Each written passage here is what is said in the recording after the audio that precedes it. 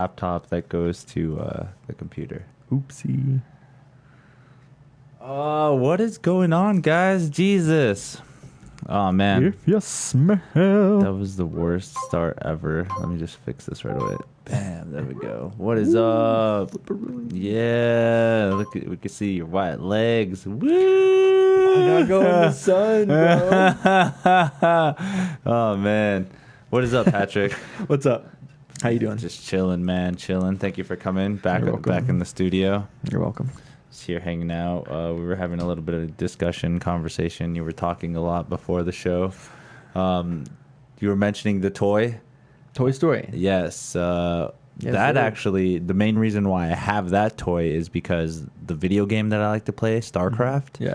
actually has 3 races in it. And one of them is called the Zerg. Zerg, Yeah. yes. So it was like, that's so coincidental. I wonder if it was an influence. Maybe just Maybe. pick the word. I mean, Came out around the same time. Evil Emperor Zerg. And then the Zerg army, the heart of the swarm. the swarm. So I was like, that's so crazy. But yeah. I saw on your Instagram you use the Protoss. Yeah, I'm a really big Protoss player. You're like power overwhelming. Yeah, it's I kind of get a little discouraged though because everybody makes fun of them because they're so easy. Well, I mean, I don't know. Just say it. Just say it. Well, okay, here. I'm not used to the newest one. I don't have a fast enough PC to run all the stuff that can pop up on the screen. I watched my friend do it, and he has a really badass PC for it. Okay. So watching him play the newest version of it, sick, insane. It's badass.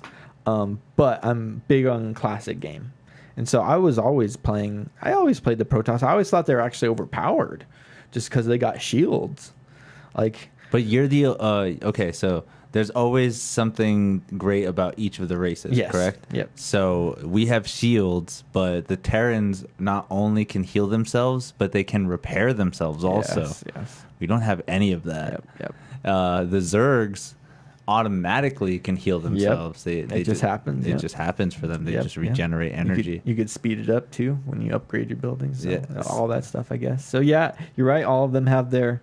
It's actually probably one of the greatest balanced RTSs that there is out there with such a big community of people in the sports video gaming, especially in Korea. Yeah, It's dude. super big. It's ridiculous, and they love the old game too. It's insane. Yeah, they still broadcast like live events of that and shit too. I'm like, holy shit, the Brood Wars are going on. Yeah, dude, it's insane, dude. Go ahead. I was gonna say I never really got to be a bunch online.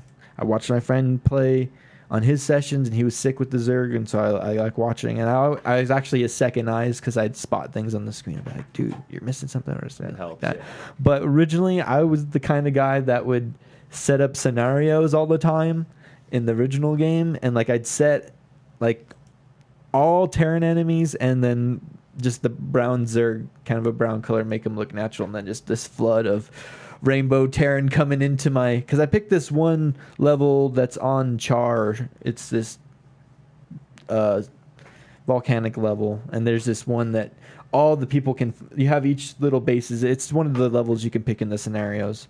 You have your each little bases, and they all kind of funnel all in, and it's ridiculous. And I'll put on the cheat codes, and I'll build everything up, and I'll try and defend against the Terran, and then I'll just go and send the swarm around.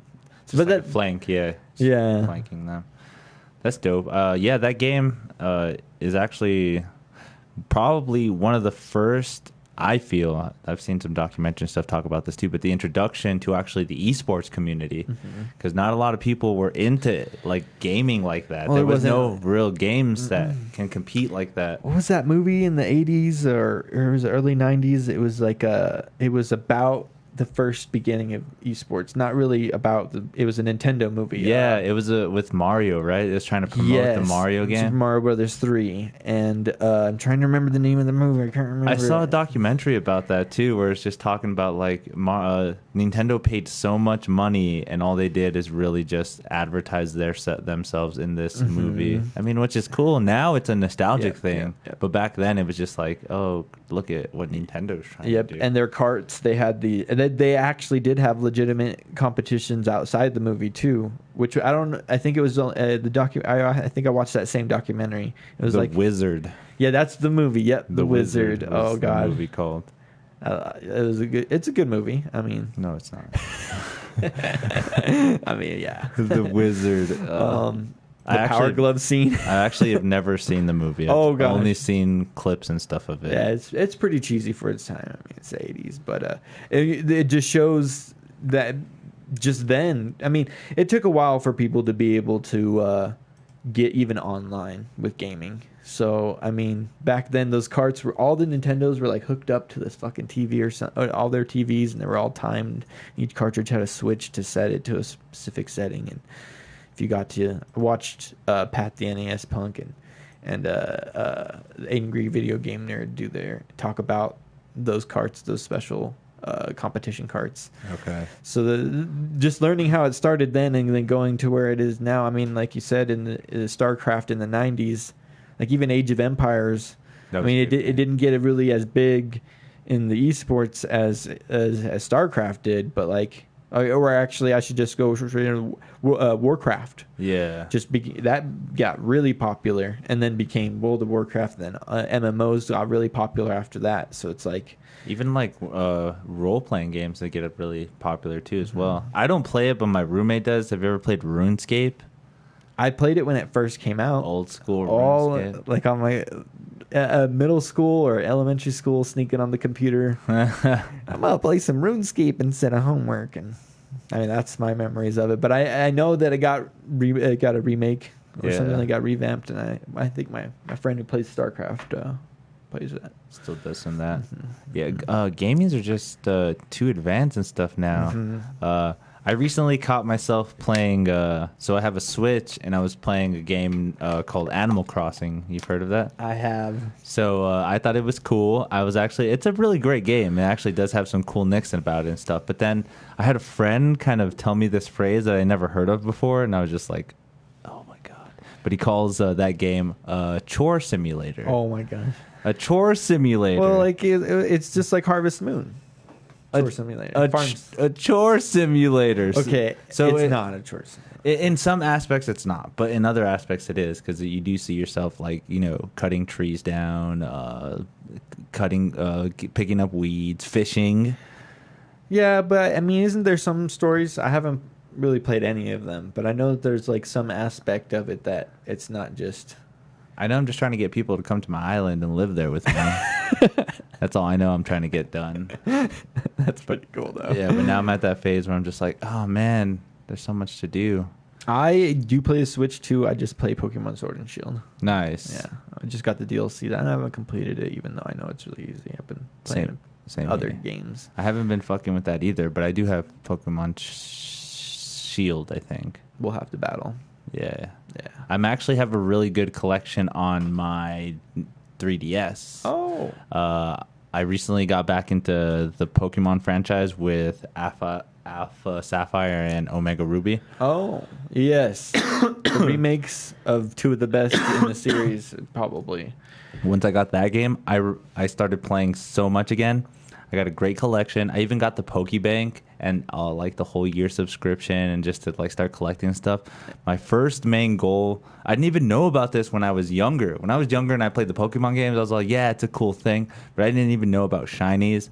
I know about certain legendaries that you had to find, even different evolutionary paths that Pokemon take, different ways. Yep. So I was like, this is fun. But then when I got older and I got back into it, I was like, holy shit, this is a whole new world to get back into again. So one of my first goals was to get a shiny Eevee. Oh. And I actually used the egg hatching technique. You ever done, that one? Breeding and stuff. Yeah, so you know your stuff, and because there's actually the finding them in the wild as well. Yes, but I mean that's a little bit harder. The best way is the Masuda method, which is getting a Ditto that is from a different region than the U.S. Japan. One of my friends has one from Italy. Yeah. Anywhere, and then you want to complete your game. Well, you want to complete the Pokédex to get the shiny charm. I did that in Shield. I haven't done that in Sword. I probably won't. But I But mean, you can still transfer it. I could, so it's not that hard. But you can still transfer it. Right? There's certain Pokemon I'd have to catch again that I don't have in the other one that I got through trade, that I had people help me out with the trade. So So there's some in Sword that I just got to go catch them. But yeah, you do the Masuda method, and you could go through like 30 Pokemon. You could go through 200 Pokemon, 300 Pokemon before you finally get the shiny. But the odds are so much higher. It's like lower once you like 3,000 or something. I can't remember the exact number, but it's a ridiculous number that if you didn't have the shiny charm, it would take a really long time. Yeah. I mean, the best way I was getting shinies was genning. So I'd hit some, or you could do it. People are advertising on eBay. They'll put up something for a set of Pokemon. So what was it? To get some perfect IV, like this Obstagoon I have, he's like sick because he's like turquoise and pinkish red, and I named him David Bowie because the reverse would be Kiss. So I see you got the vinyl record up there. It'd be Gene Simmons, but when he's shiny, he's like a David Bowie-ish with a red star on his eye. So it kind of reminded me of David Bowie. So I nicknamed him David Bowie, and he's set up so sick because he has this. The new Obstagoon has the ability. It's the one where when you get poisoned or burned, it increases your damage, you don't get. When you're burned, you don't take the damage from it. Essentially, I forgot what the ability is. It's like guts or something like that. I'd have to go back and look. So I put the Flame Orb on him. Then he gets Flame Orbed, and then you have the move that doubles your attack when you're affected by poison or burn. So as soon as I begin the match, I'll just do a move and he'll start on fire, and then, or I'll do bulk up, right? That's what I'll do. I'll set up with bulk up, and then they'll attack me because I was doing it in PvP. It was kind of funny. And then he'll be beefed up from bulk up, and then as soon as the Flame Orb activates, because it has to go for a turn before it activates, and he's on fire if it's PvP online, then you have to have it activate, but in game you could already have your Pokemon burned or whatever. But and then he'll go, why am I forgetting the names of the moves? I feel so dumb about that. But yeah, he'll use that attack, and so he'll get the bonus from the bulk up, and he'll get the double from the attack bonus because he's burnt, and it just KOs a Pokemon. They'll Gigantamax, and that Obstagoon will just pop him right in the mouth, and that's done. it. The bar just goes down. I'm like, yes, that's dope. So you even have it set up where you actually try to get it. It's even IVs and everything is just dope. Yes. When I did that, I got a set of Pokemon. Essentially, I purchased them. Whatever, but I can actually take those Pokemon with their abilities now, and the way that the game is now, I could take those Pokemon I purchased and make new ones with the same. I could make another Obstagoon, maybe not shiny, but I do have the shiny charm, and I do have a shiny Japanese Ditto, so I can do the Masuda method. I was trying to get a Hydreigon. That's the shiny I was trying to go for right now. Was a shiny Hydreigon. They look sick. They have all the dragons when they're shiny are like green, from like Dragonite to this one when they turn, they're shiny. The pseudo legendary dragons, they're like green. So his is like black and green and purple. So he looks just all sick. I like that one. It's just too much on that on the Pokemon, because like you were just saying, you're going back and you're trying to go on your new Pokemon adventures now. What was it, in 2010, 2011, I started going back and doing the same thing kind of, but I go to Gamers Anonymous. I'd go pick up all the cartridges. It all kind of started with this weird ass dream I had where like I went up to this thrift store or something. I was in a store, and there was like these bins that were circular, and just in them were cartridges of Game Boy games, and then all of the original Pokemon games were in there, and I had bought them in the dream. And so after that, I was like, I gotta get these games. I had a couple already from just growing up. I probably originally owned a yellow. So like through my time going to CNM, because I was going to CNM, and I'd be all over, not all over town, but like certain streets. So I can go to Gamers Anonymous on Fridays. I'd go to Pokemon Fridays when they used to do that during the 2012 and 11 era or something, because that's when I started doing competitive. I did it during the black and white era. Oh, okay. And so I started buying games. I got a couple copies of Yellow. Some of them have since stopped working, and I had actually sold those to other people now. But I have one good copy of that. I actually gave a copy of my Red to somebody, so maybe I'll have to get another Red again. But I had Blue. I have Gold, Crystal, Silver. I had multiple copies, but I sold the broken ones. Black, white. Well, I guess if I'm going in order, I do have the original Ruby and Sapphire and Emerald, and then I have Pearl, and I think I have Diamond, but I gave my Platinum to my cousin.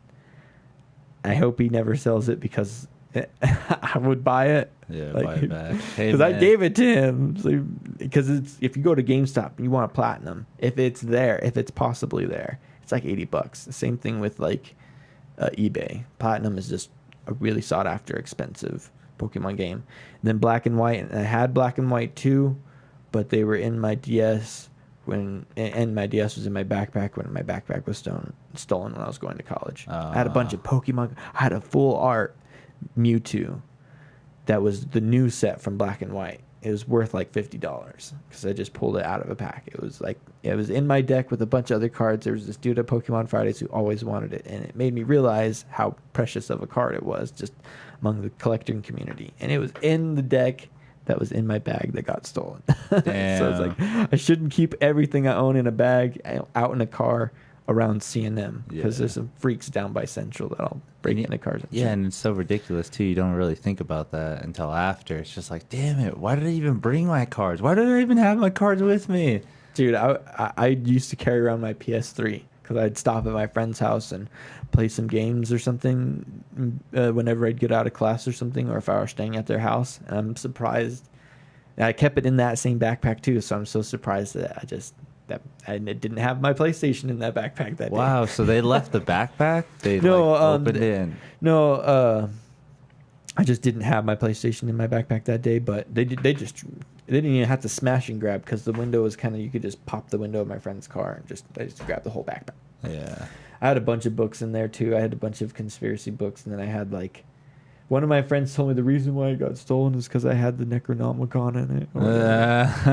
It's like, oh, well, you got stolen for good reason. I was like, no, I had like a small mini Bible in there too, so it couldn't have just been that. I had like a bunch of books in there. Yeah. So it's just like... Just a coincidence thing. It's a coincidence, yes. But yeah, and then I never got to play X and Y, but I finally did get Y or X or whichever one. And I like it, but I don't really like it. And then the Sun and Moon, I got those, and I got Ultra Moon, and I like it, but then I don't like it, but I like it better than X. Okay. X and Y was not as good. I didn't like Team Flare. I didn't like some of the other stuff in it. And there was some other pandering to the old games they didn't have to do. They could have come up with some more original stuff, I guess, which they end up doing for like Sword and Shield, which I actually think that it's pretty cool that some people were complaining that you couldn't use the full Pokédex, but when you played Black and White, which is probably one of my second favorite of the whole series, when you start off, you only get the Pokemon in that region, and then once you beat the game, you unlock previous Pokemon. So it was one of those things where that's an unlockable afterwards. You got to play with the Pokemon that we just created for this generation, and so it kind of made you feel like these are going to be more important. So that's one generation I know a lot of the Pokemon from because they made you play with them. Whereas if you go back in Diamond and Pearl, there are some memorable Pokemon who came out during that era, but for the most part, you're also using Pokemon from previous generations all the time. So it was like one of those things, and Sword and Shield kind of did that, but in that aspect, most of the beginning areas all have only the newest Pokemon, but you'll still get a little bit of the older Pokemon too. It's like they got to because I don't know, there's just too many Pokemon. There's so much. It's just ridiculous how big the Pokemon franchise actually ended up becoming. Like, it's ridiculous. Like the card game, the TV show, the video games, major movies now. Detective Pikachu.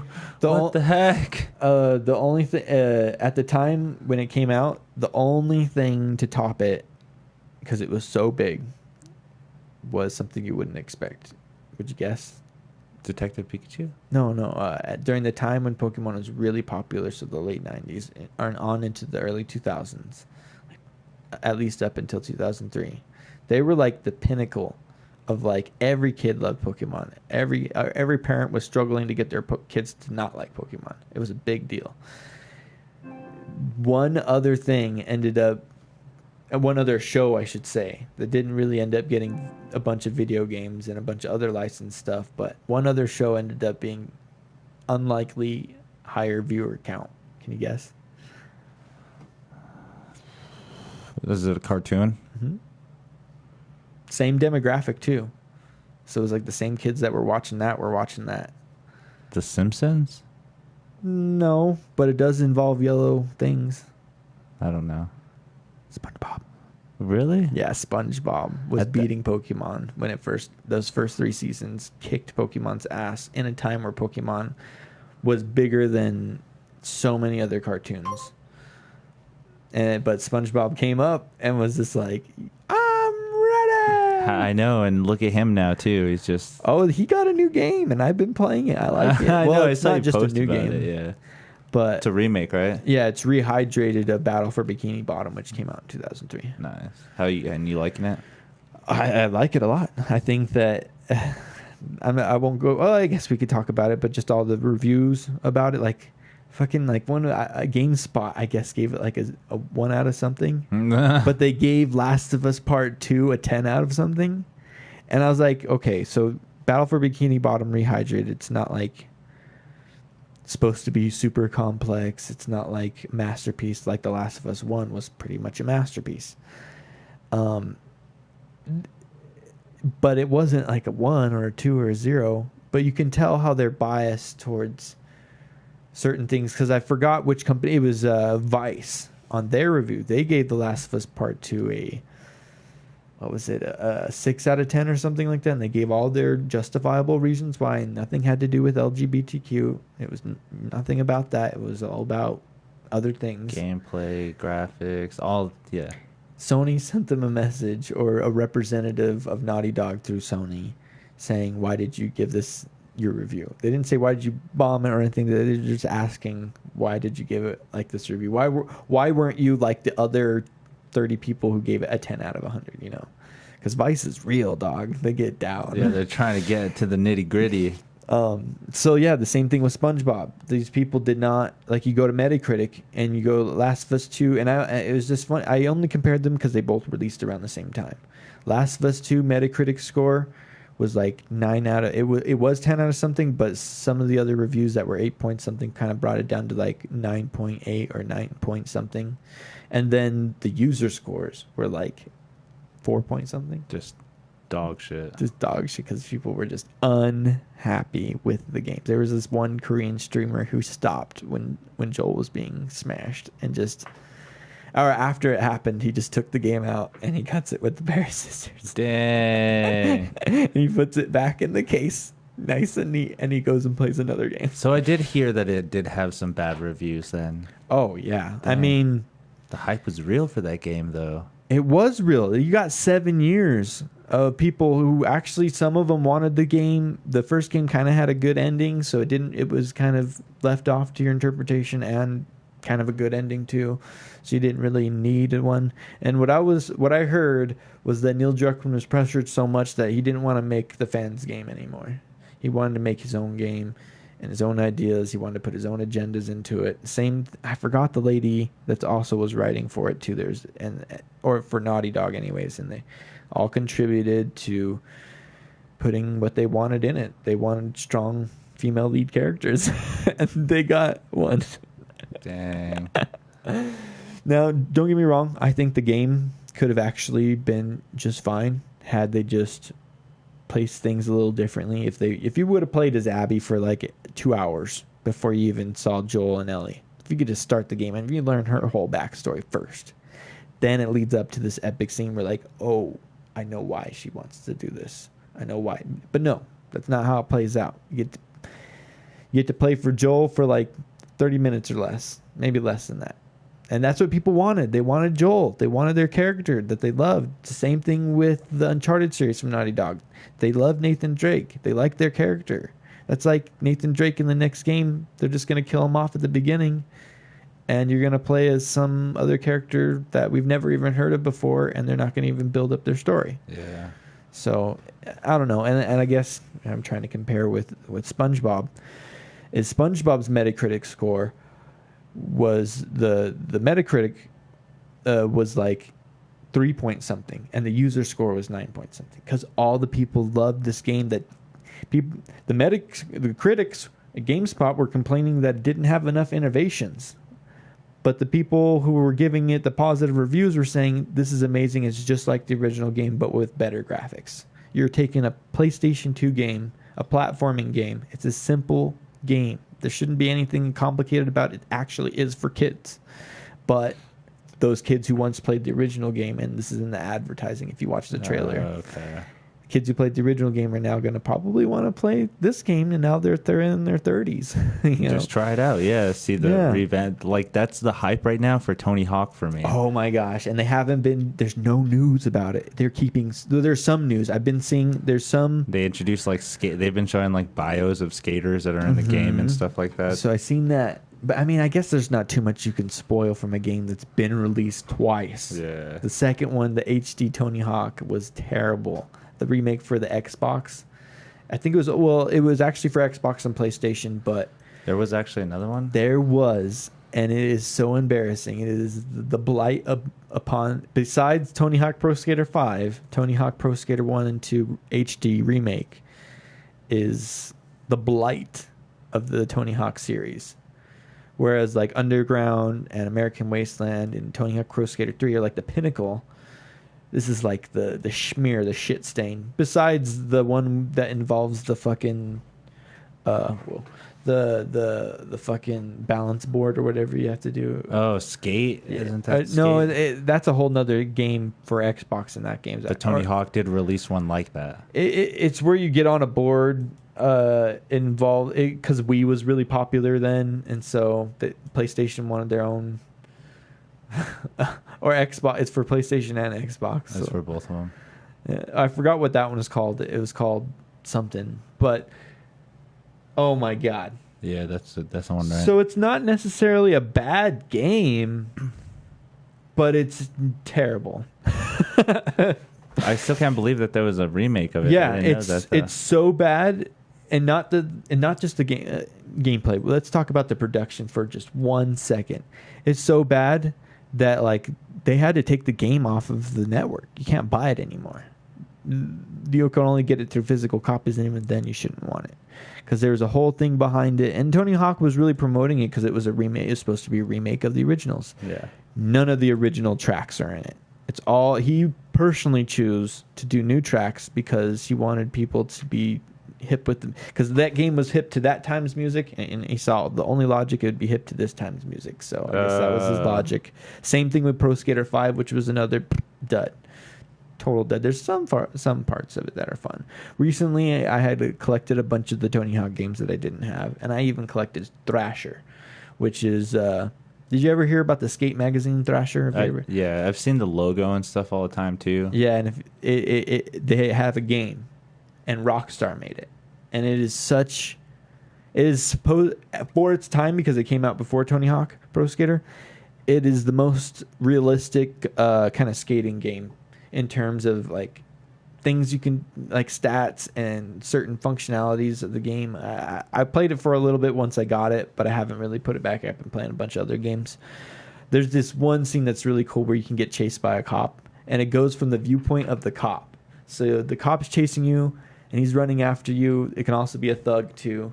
Thugs chasing you. It's from their viewpoint, and you're skating away from them. And it's kind of, you're trying to get away from them. It's a pretty cool thing. A Thrasher Skater Die or Skater Death or something like that. But it came out right before Tony Hawk Pro Skater, and then Tony Hawk Pro Skater came out. There's also some other games, but when Pro Skater came out, it was like really popular. The demo disc even was really popular. Oh yeah, dude. The Pizza Hut demo disc, if you ever had that thing. Killed. Oh yeah, I do remember that. Yeah. Mm-hmm. So yeah, the hype for it now is just so intense. It's real. I've even been seeing more, like, I don't know why, but I just see more skateboarding videos and stuff on my timeline of on my Facebook feed. I'm just scrolling, and I was just like, are you trying to say something? Like, Jesus, am I going to buy the game, or do I need to pick up a skateboard or something? Like, well, I will say, once it came out, or that they advertised that they're going to do the actual remake. Cause this is remastered. That was just the HD version that you just pulled up the image of. But this will be a remastered. And I started looking up a bunch of old skating demos. So like, I forgot this one. I posted it on my Facebook, but it was such a good skating demo because back in the day, those skating demos were so sick. And then at the end, they do like the botches or like the biffs, and some of them are just so gnarly. It's just like, oh bro, I just saw you actually do that really good a couple bit before, and then you're just gonna show all the biffs. So they show the good shot, and at the end they show you all the shots where they don't fucked up. Oh man, and that's another skill in itself too, man. Mm-hmm. Like skateboarding is just ridiculous. It's just like one of those things where you have to practice consecutively to get that habit of just keeping your balance, doing the tricks on the board. And skateboarding and I'm not really a skateboarder. I just watched some of the history as I was growing up. But skateboarding back in the 90s was really just starting to pick up super popular mainstream. Before it was an underground thing. Like the whole 80s scene, it was kind of underground. It was like, same with the bands that were used in the game. The first, because you got, what was it, Tony Hawk Pro Skater. Oh, there's a bunch of underground punk bands. But once you get to underground and Tony Hawk Pro Skater 3 and 4, you get bands like ID and Abilities and Aesop Rock and shit like that. So you get a lot of underground stuff. So they're really promoting the underground. But once the first 2 Tony Hawk games came out, kids that had never skateboarded before started wanting to skateboard. And this is something that really got Tony Hawk excited. He talks about it in some of the interviews I've seen where he was like, yeah, I mean, it was just a game, and a lot of skaters were telling me that I sold out. I stopped becoming underground, and I went professional, and I made a game and invited a bunch of my friends like Rodney Mullen and shit like that. And now... people are so interested, and he built a whole scene, a whole popularity for it. And now you got kids who never skateboarded before, like, I want to do this, I want to do pop shove it, I want to do this, I want manual, I want to just kick flip. Yeah. Do a kick flip. An ollie. Just an ollie, yes. Simple as that. And so there was a whole... I guess I was a part of it, but I never got my balance. So I was also a little scaredy cat. I don't want to get no raspberries. Yeah, like I don't want to hurt my hands. Yeah, I want to hurt my hands. But, I like biking, so I biked a lot. Okay. So I guess I wasn't scared enough to fall off a bike, but I was scared enough to fall off a skateboard. I don't know. It's a little different. It is a lot different. You feel more control when you're on a bike, but when you're on a skateboard, I guess you're not attached to anything on a bike either, but I guess, I don't know. I guess it's more support or something where you feel more connected to the vehicle, to the machine. You got both hands and both feet, so you feel more secure, whereas you're just on your feet. Yeah. You got the upper body balance, you got your arms balance. And I never position my arms correctly when I'm skateboarding. Also, I never lived in an urban town. I always lived in the roads, dirt roads. Oh, so there's no way you're going to go out. Skateboard on some rocks. There you go. What are you doing on the porch? There's nothing else I can go. No, but there were some kids in Edgewood and Moriarty who petitioned to have skate parks built. And then we did have some skate parks, but even then I didn't skate. It just was the pothead kid at the skate park. Just let me just hang out with you guys. Yeah, exactly. Yeah, because I mean, it was a cool place to hang out too. Oh yeah, great environment, cool friends, hanging out and shit. Yep. So I am excited for the new game. It's just one of those things. Guess the only other remake I'm excited for this year is it still isn't being advertised much. I don't know how production is going because even SpongeBob kind of got fucked up with their production because of coronavirus. But Destroy All Humans. Oh yeah, I did see that. He's getting a remake. That should be pretty cool too. Yeah. Yep. I love the original. I was somebody who put on cheat codes and just go to Washington D.C. and just start fucking shit up. Just end it all. Just destroy. That's what's up. Independence Day. That game is pretty cool too. Yeah, they haven't really released anything about it trying to come out or anything, have they? I haven't heard any news. So I feel like the same thing that was happening to SpongeBob, where the production was being held back and shit, is happening the same thing. Oh shit. Well, you never know. Maybe something will be released here soon. We'll get something going. Okay, so I want to get to a topic that we started just before we were starting the podcast. I know we had some errors, we had some troubleshooting errors at the beginning, getting it started. And I started talking a little early. But we're talking about. You asked me if if The Rock was my favorite, and I said that Stone Cold was my favorite. I kind of got into a little bit of the history there going on.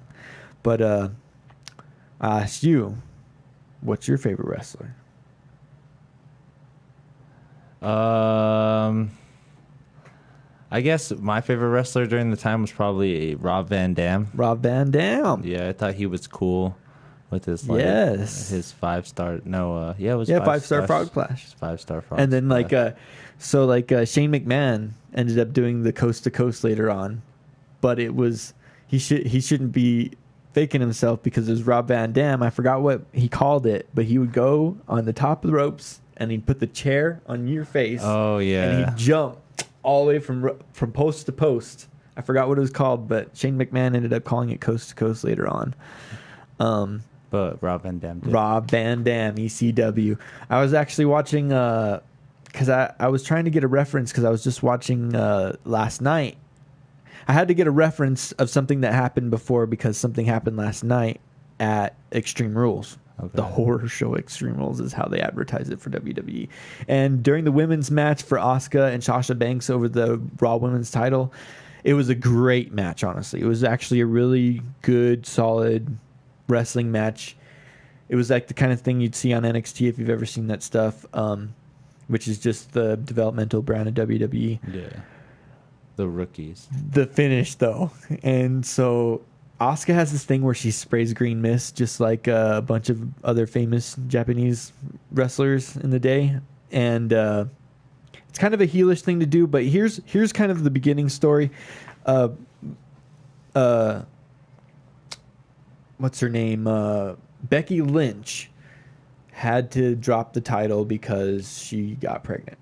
But it's by Seth Rollins. You hear this? See, are you hearing this, guys? This is why I don't watch wrestling anymore. So she gave the title to Asuka in this one moment where, like, Asuka had been fighting for this title from WrestleMania this year and from last year. She'd been trying to fight for this title. And then finally, Becky Lynch kind of just gives her the title in this moment where she just kind of, and there's like a friendship moment where they're like friends, and it was kind of really weird and awkward moment.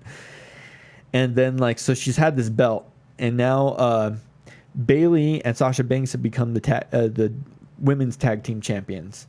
Bayley has been the women's SmackDown champion since she took it from Becky Lynch last year after, I think it's SummerSlam or something, so she's been the champion for 200-something days. So they want all 4 belts between the two of them. So they're fighting for the Raw against Asuka, who had been given the belt by Becky Lynch. So Sasha Banks didn't feel like she earned that belt. Technically, I want to say Asuka kind of did. She's held the belt before, for one. And 2, she'd been fighting her ass off against Becky Lynch, who Becky Lynch ended up deciding, well, even if you can't beat me, I don't think you can beat... I don't think anyone else here can beat you, so here's your belt. Yeah. Sasha Banks didn't see it that way. She's money. She's the boss. She wants her belt, and the match was great until the finish where, like, there was a scuffle where the ref got knocked down. And sometimes I hate these screwy finishes. The ref gets knocked down, and then Sasha Banks, basically, Bayley hits Asuka with the belt or something, and so Sasha Banks was, or actually Asuka was beating up Sasha Banks. The ref got knocked out through a bump. Then Sasha Banks had hit, or no, okay, so Bayley was handing the belt. It gets, because the finish is so dumb. It couldn't have just been a finish, like a special move in a finish. But no, like they're fighting, like the ref is trying to take the belt from Sasha Banks. Right, here's the last moment, because Sasha Banks was, after the ref was distracted, they were going to hit Asuka with the belt, and while the ref was distracted, so then she could pin her for the win. Okay. But the ref saw the belt in her hand, so she's trying to take the belt. He takes the belt. Sasha Banks turns around. Asuka was about to spray Sasha Banks with the green mist. Sasha Banks ducks, and Asuka sprays the ref. So the ref is incapacitated now. It'll all come full circle here in a second. Ref is incapacitated. Fucking, they hit Asuka with the belt. She goes down. The ref is still incapacitated. Bayley goes up into the ring, rips the shirt off the ref, puts the shirt on. Sasha Banks covers Asuka. Bayley counts a slow 1, 2, 3. That's counted. And then she runs down to the bell guy and she's like, "Ring the bell! Ring the bell!" The bell guy rings the bell and she grabs the belt and they go off. I think actually Sasha Banks hurt her leg, but when I was watching Monday Night Raw tonight, she looked fine, so maybe not. It was just, it was a working leg. This was such a screwy finish. I wanted Sasha Banks to get the belt. I wanted this conclusion because Asuka, I feel like since she did lose, she didn't deserve. You have to win to get the belt. You shouldn't be gifted the belt. This has happened a couple times in WWE history, such as Andre the Giant selling the belt to Ted DiBiase and Macho Man having to win it back. I hate those scenarios, but I like it when someone tries to win it back. Sasha Banks is a heel, and so is Bayley. They are bad heels, and they're good at what they're doing. So I had a feeling something was going to be up. So when that happened, I had to go reference back. So is this a legitimate win? She put the ref shirt on and she won. There's some more stuff where Stephanie McMahon talks about it tonight because I watched tonight's Raw. So it was the Raw after. She talks about how it went down. But the reason why I'm coming full circle because ECW, I think it was like 2006. I'm trying to remember the pay-per-view. It was when WWE had them. Anyway, it was like No Way Out or No something. It was No something. No Way Out is the WWE pay-per-view, but it was No something. For the WWE one. Yeah, I'll look it up because I have the network. It was Rob Van Dam versus John Cena for the WWE Championship belt, the spinner belt, but it was considered the ECW Championship match. It was such a great match. I love that match, actually, absolutely. Rob Van Dam hits him with the 5-star frog splash, but there was a ref bump before that, so the ref's knocked out on the ground, incapacitated, can't do the count. Here comes Paul Heyman into the ring, 1, 2, 3, covers him. Rob Van Dam wins the spinner belt championship, and it was legitimate because the ref was incapacitated completely. I guess something happened to the ref that it was pretty bad,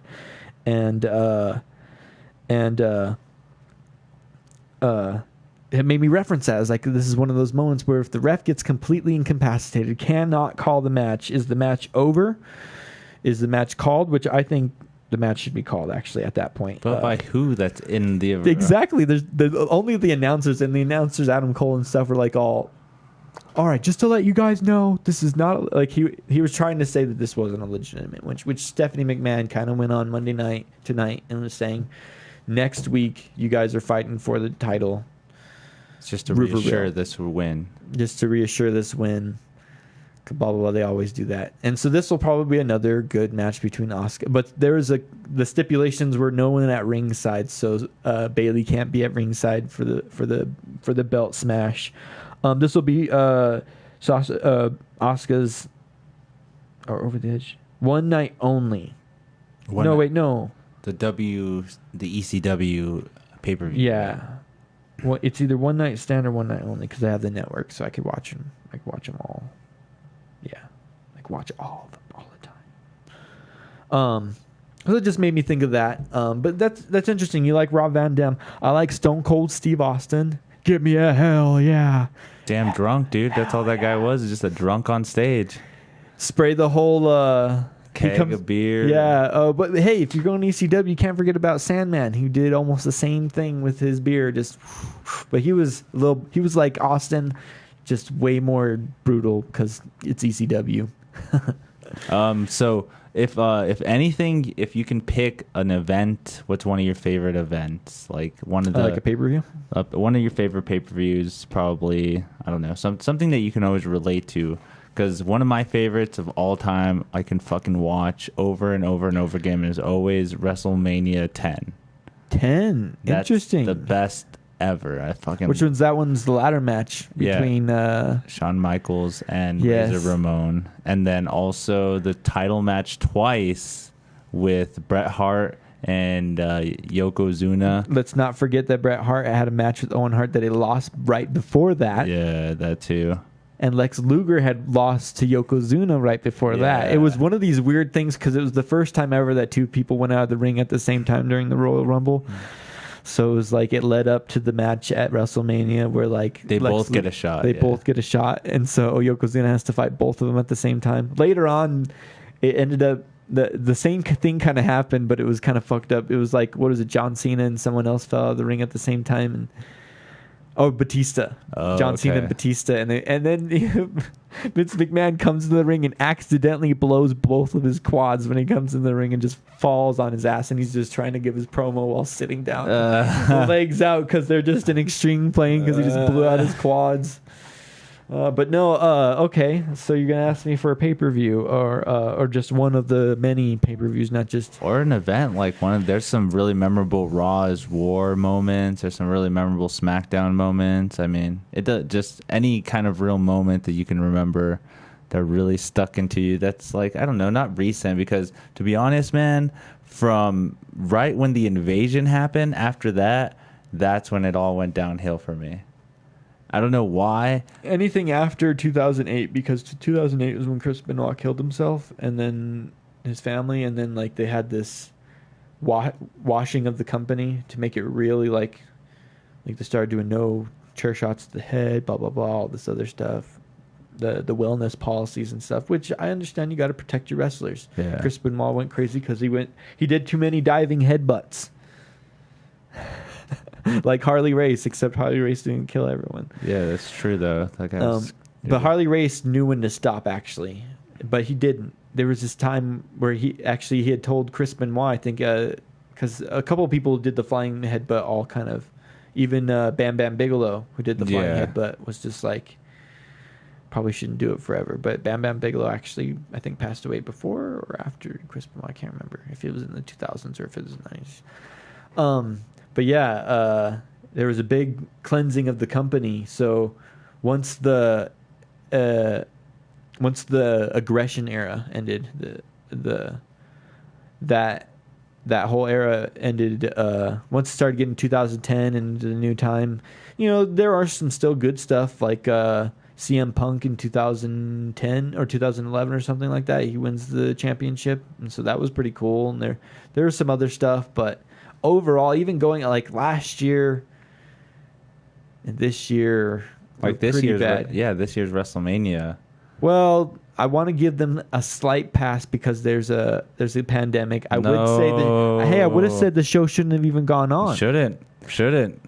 But it did. It's a stage show with the audience that needs to interact. I will say I did enjoy the Boneyard match. Was that with John Cena? No. Well, I like that one for other reasons. No, it all sucked. I hated it. I'm just like, what the hell is wrong with wrestling now? It's not what it used to be. Bray Wyatt is doing some crazy thing with the Fiend, but I did like the Boneyard match. It was actually Undertaker's kind of send-off, because it was AJ Styles and Undertaker in just a brawl. It's actually a buried alive match, if you really want to call it. Okay, because that's the conclusion. Somebody has to fall in the grave, but they can't call it buried alive anymore.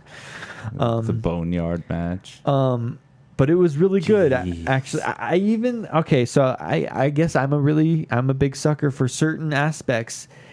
However, I'm a big fan of Jim Cornette, where I love classic things and I hate tomfoolery. Yeah. I hate stupid outlaw mud show bullshit. Yeah, it's not worth it. It's not worth it in the ring. I hate cartoony shit. Well, there's certain. Like for instance, Matt Hardy came from WWE this year. He left WWE this year. He didn't renew his contract. He came to AEW. One of the first things he did, because there was no audience in the crowd, he teleported visually. It was here, and then the camera cut. He was here, and then the camera cut here, and they're trying to play it off as he is teleporting himself across the stadium. And then Chris Jericho standing in the ring, going like, "Where are you going?" It's like he's going along with this, like he's like, and I was just like, Matt Hardy, is is the reason why you left WWE is because they wouldn't let you do this? Is this why? Because there's certain things that WWE wouldn't even do, but even the same, they've been doing some really stupid things. Okay, so like the SmackDown before Extreme Rules, or the one, actually it was the one before, and they made, Bray Wyatt made fun of it during Extreme Rules, so they had a karaoke. They had a fucking karaoke with all the women wrestlers, and they were singing previous wrestlers' theme songs and stuff. What? Why? The only one that was really good was they all should have been really good. I mean, if they are what's her name? She's black. She has a big old booty and she's pretty though. I'm trying to remember her name. Anyways, she sang Dusty Rhodes' song. Just a common man, bum, bum, bum, working hard for the man. Why did I not remember her name? Because I don't get to see her that often. But I think she should get the women's championship, but she's not in contention for it right now for whatever reason.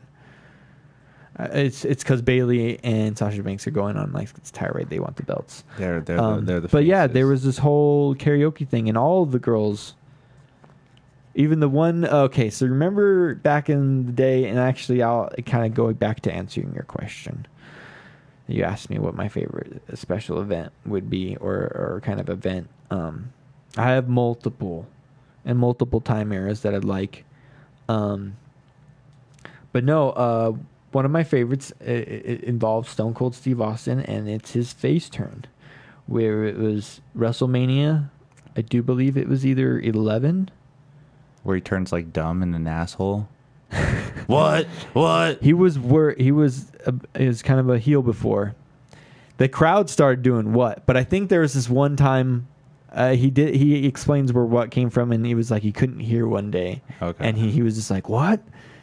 And like it just caught on. So now, and it gets so annoying that these days people still do what chants. So if you say, I'm going to do this, what? I'm going to do that, what? And then this is going to happen, what? Okay. What? Actually, for my birthday, it was right when the pandemic started. One of the first episodes with no crowd, it was Austin 316 Day. They started doing that now. And it was actually pretty cool because he was out on stage doing. It was actually kind of dumb, but kind of cool because he was doing this stand-up kind of thing. He was making jokes, but he was making up his own jokes because they gave him cue cards. But he was just had them upside down and stuff. He wasn't even reading them. He was just doing his own jokes. Dope. So it was kind of cool. And then he did it's Austin 316. And then him and Becky Lynch were on stage slamming beers. You know what's funny is because right after she was slamming those beers a couple months later, she's pregnant. Can't be drinking liquor when you're pregnant. Oh, man. But and fans like you find those little niches. It's like, what are you doing? No, I like Bret Hart versus Steve Austin in the submission match. He had him in the sharpshooter, and Steve Austin didn't give up. He just kind of got kind of what happened to Holly Holm. She didn't give up. She just got tapped out. Just fought his way. Or she didn't tap. He didn't tap. So it made him so much of a bigger. People like, oh, well, he's such a badass. He actually didn't give up. And his face is he has a crimson mask. He's all bloodied and red. Do you think that has anything to do with, I mean, you've probably seen this, The Dark Side of the Ring. Have you seen that documentary series of Vice? Yeah. The Montreal Screwjob? Well, the Montreal Screwjob happened just after that. It was like later that year at the Survivor Series. So if I'm correct, because it was 2000, it was 1997. So that match with Stone Cold still happened before that. Yeah. Oh, okay. Yeah, because there was a whole thing where so at that time Shawn Michaels had the belt, and it was this whole thing where Shawn Michaels didn't want to drop the belt. I thought it was like Bret Hart. Oh no, yeah, Bret I have it Hart backwards. You're right, and he was trying to get it to Shawn Michaels. He wanted to give it away, give it up in a humble way. He didn't want to lose it in a match. He's like, "Can I give it away?" He didn't want to also lose it in his hometown. Now, what Vince McMahon, it's Jim Cornette, and actually, Jim Cornette really didn't do it. He was just telling Vince McMahon on the phone, like, "You got to do this. You don't want him to go to the other WCW, which he was going to do WCW. He didn't want him to go with the belt and throw it in the trash can like Alundra Blaze did with the women's championship. Yeah. They didn't want that. He wanted, his way, but it's all screwy on whether it's real or whether it's worked. Personally, I think it's both. I'm pretty sure Bret Hart knew that he had to lose the belt. It was a sad thing. Him and Shawn Michaels didn't like each other. Also behind the scenes, Shawn Michaels was a pillhead. He was crazy. Back then, all those guys. He wasn't the Christian man that we know today as Shawn Michaels. So he wasn't like the best guy. Yeah. And even though Vince McMahon had offered Bret Hart a whole bunch of money, it was like a different thing. There's more to it. You'd have to, if you've seen the documentary, and I've seen it too, I don't know why I'm not able to reference it all the way. But essentially, yeah, once that happened, because I forgot what Steve Austin's match was actually that night at Survivor Series. But, it just... that kind of changed things and also made Vince McMahon the bad guy, because before that he wasn't a bad guy, and even just after that he didn't think that he was the bad guy because he made that video. It was screw Bret. He didn't think that he was a bad guy, and then he started embracing it. The ratings, baby. Yeah. Like, let's go get out there. And the first greatest feud, Vince McMahon and Stone Cold Steve Austin. What other better way to express your anger than beating up your own boss? Giving him stunners every night. Boom, fuck you, boss. I do what I want. All right, yeah. And that was the popularity of society. The late 90s, kids were like crazy, want to do what they want. Yeah, even older people. Older people. Yeah, dude, I was so amazed the demographic of how much wrestling reaches. Like, from at least young adolescents, good 7, 8-year-old, 10-year-old, all the way to 30 to 40-year-olds. They're watching wrestling in an intense way where they're following the drama. They know the storyline. They know what's going on. And it's just so crazy that it appeals to more than just one group of people. And I don't know if Vince McMahon knew, or the way that the wrestling kind of started to grow, if they knew that. Because as you've seen during the Attitude Era, it was all just like a bunch of just provocative crotch stuff. chops. So much Braun panty matches, so much provocativeness, but now it's more tamed. You still have some brute buffness. The women's matches are obviously very Extreme Rules. The stipulation between Seth Rollins and Rey Mysterio was the winner is whoever can poke out your opponent's eye. And you're looking at me kind of like weird like that. That is the stipulation, because the week before that, Seth Rollins had poked out Rey Mysterio's eye by jamming him onto the corner of the steps. But this is okay. So that has to be some kind of like stage propness or something like that. That can't actually pull it up on the screen. Google Rey Mysterio eye pop out. Rey Mysterio eye pop out. I hate everything right now. Rey Mysterio eye. It's the third search thing. Rey Mysterio eye pop out. I'll just go with this. Is the freshest thing. Injury. This just happened too. And the thing is, Rey Mysterio's contract is up, and he didn't renew it, but he was still wrestling, which kudos to him, the crazy bastard. So I think this is the way to write him off. He has the eye popped out. Can't, even though it has to be fake, but you could see him holding out a popped out eye. I see it. Show it. I hate everything. Can you show it? Look at that thing right there. Why is that? Rey Mysterio. His eye popped out. Yeah, he smashed him into the thing. Because, see, before that, he had Seth Rollins up against it. He was going to get Seth Rollins, and then Seth Rollins, his dirtiest player, kicked him in the balls, and then took the advantage. And then when he did it, this is so funny. He smashed his eye. Rey Mysterio's holding his eye, and his eye's like you see for a glimpse, because actually he got a kendo stick. He broke it in half, and he was going to stab Seth Rollins in the eye with it. It was all brutal. It was all sick too. I was like, God damn, what are they going to do? And they were really fighting. And so Seth Rollins, and as soon as he poked the eye, as soon as he let go, and Seth Rollins, I guess, sees the eye popped out of the socket, Seth Rollins throws up legitimately like is disgusted with what he just did and throws up. And he's just like, oh, here it is. That's that one. Oh my God, yes. What is going on in WWE today? It was called The Horror Show at Extreme Rules. That's what it was called, The Horror Show? That's what they were promoting it as, The Horror Show at Extreme Rules. And very little people in the audience, right? Just like managers and stuff like that. I guess they're doing stuff with like very dedicated family, fans. friends, cast and crew, and they're wearing masks too, just to promote the fact that you're supposed to wear a mask. Guess what? You have even more money now to go pay and watch this. Yeah, imagine that guy right there probably paid so much just to go see this. But okay.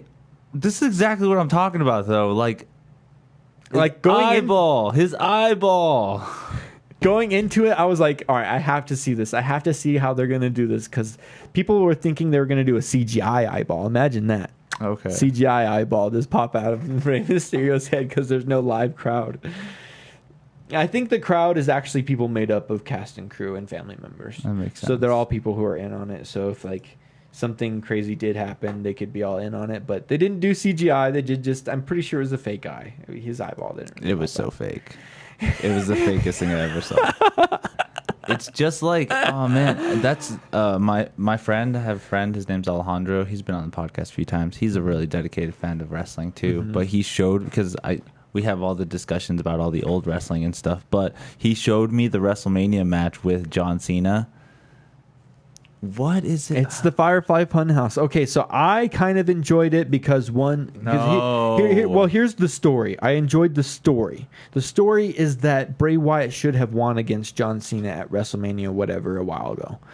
And John Cena has been so overhyped as the character. He's been the front man of the company. He's been actually the face of the company for a long time. He's been like the most popular character. And he never let anyone really get the spotlight. I mean, he does that for a reason. He never, even, I mean, after his Thugonomics, once he became the he was like the Hulk Hogan where, I mean, I don't know what the backstage politics were. Maybe it wasn't his choice, but he would go over more. I think there was even times where later on he does lose to Brock Lesnar. I think he lost to Batista. I think Batista beat him. I can't remember. There's a couple matches, but for the most part, John Cena was like he got his own championship belt, and that remained the belt for like 3 or 4 years, the spinner belt, and not that many people got to change it for that long. Yeah, Fiend got his own belt, which I didn't. Well, okay, so the Fiend versus Goldberg earlier this year, where Goldberg just gives him 3 spears and then a jackhammer, and then that's it. Or it's actually not 3 spears. It's like 5 spears because the Fiend. But I think the story is that the Fiend gave up the belt because he didn't need the belt when fighting against Cena. Whatever. Because the whole thing, because he wants his revenge against Cena. So that's the story. He wants. I hate this belt. No, yes. Why is this a belt? Because he's the Fiend. Oh my God. So how long did this belt reign for?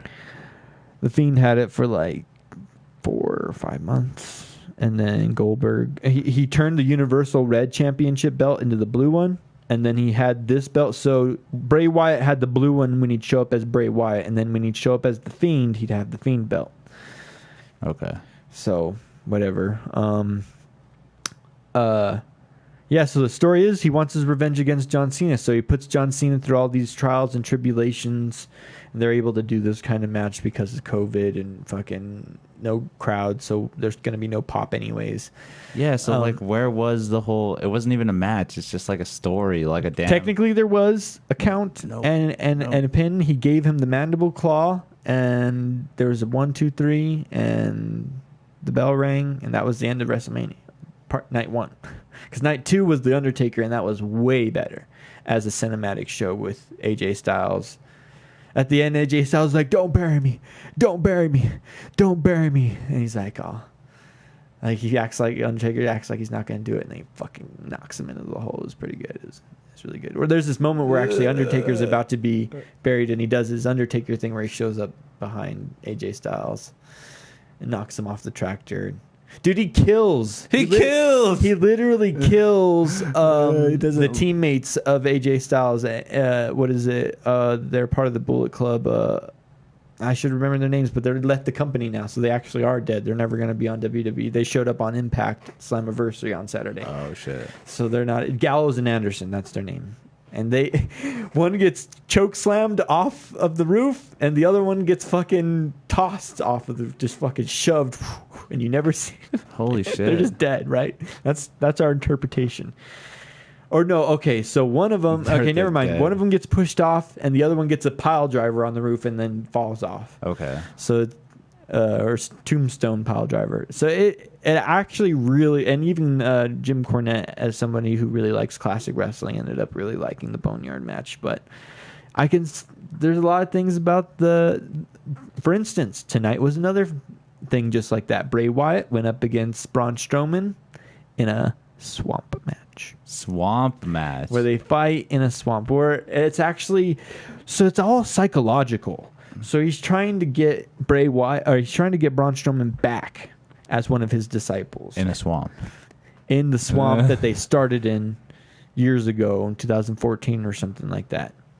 Oh my god! And so like Braun Strowman's fighting off these grunts, and I just called them Fiendinites because they're just whoever. Yeah. There's even one guy who's not wearing a mask. He just looks like some random dude, and Braun Strowman beats the crap out of him and lights him on fire. And just all laughing about it, but Braun Strowman's a face, right? So that's the Fiend's whole deal. Even in Seth Rollins, the Hell in the Cell, which is considered the worst thing that happened in 2019 in wrestling, was the Hell in the Cell. You'd have to look it up. It was terrible. It was the Fiend versus Seth Rollins. I liked the story, but certain things that happened were like, that's dumb. That shouldn't have happened that way. It should have happened a different way, and I would have liked it a lot better. Okay.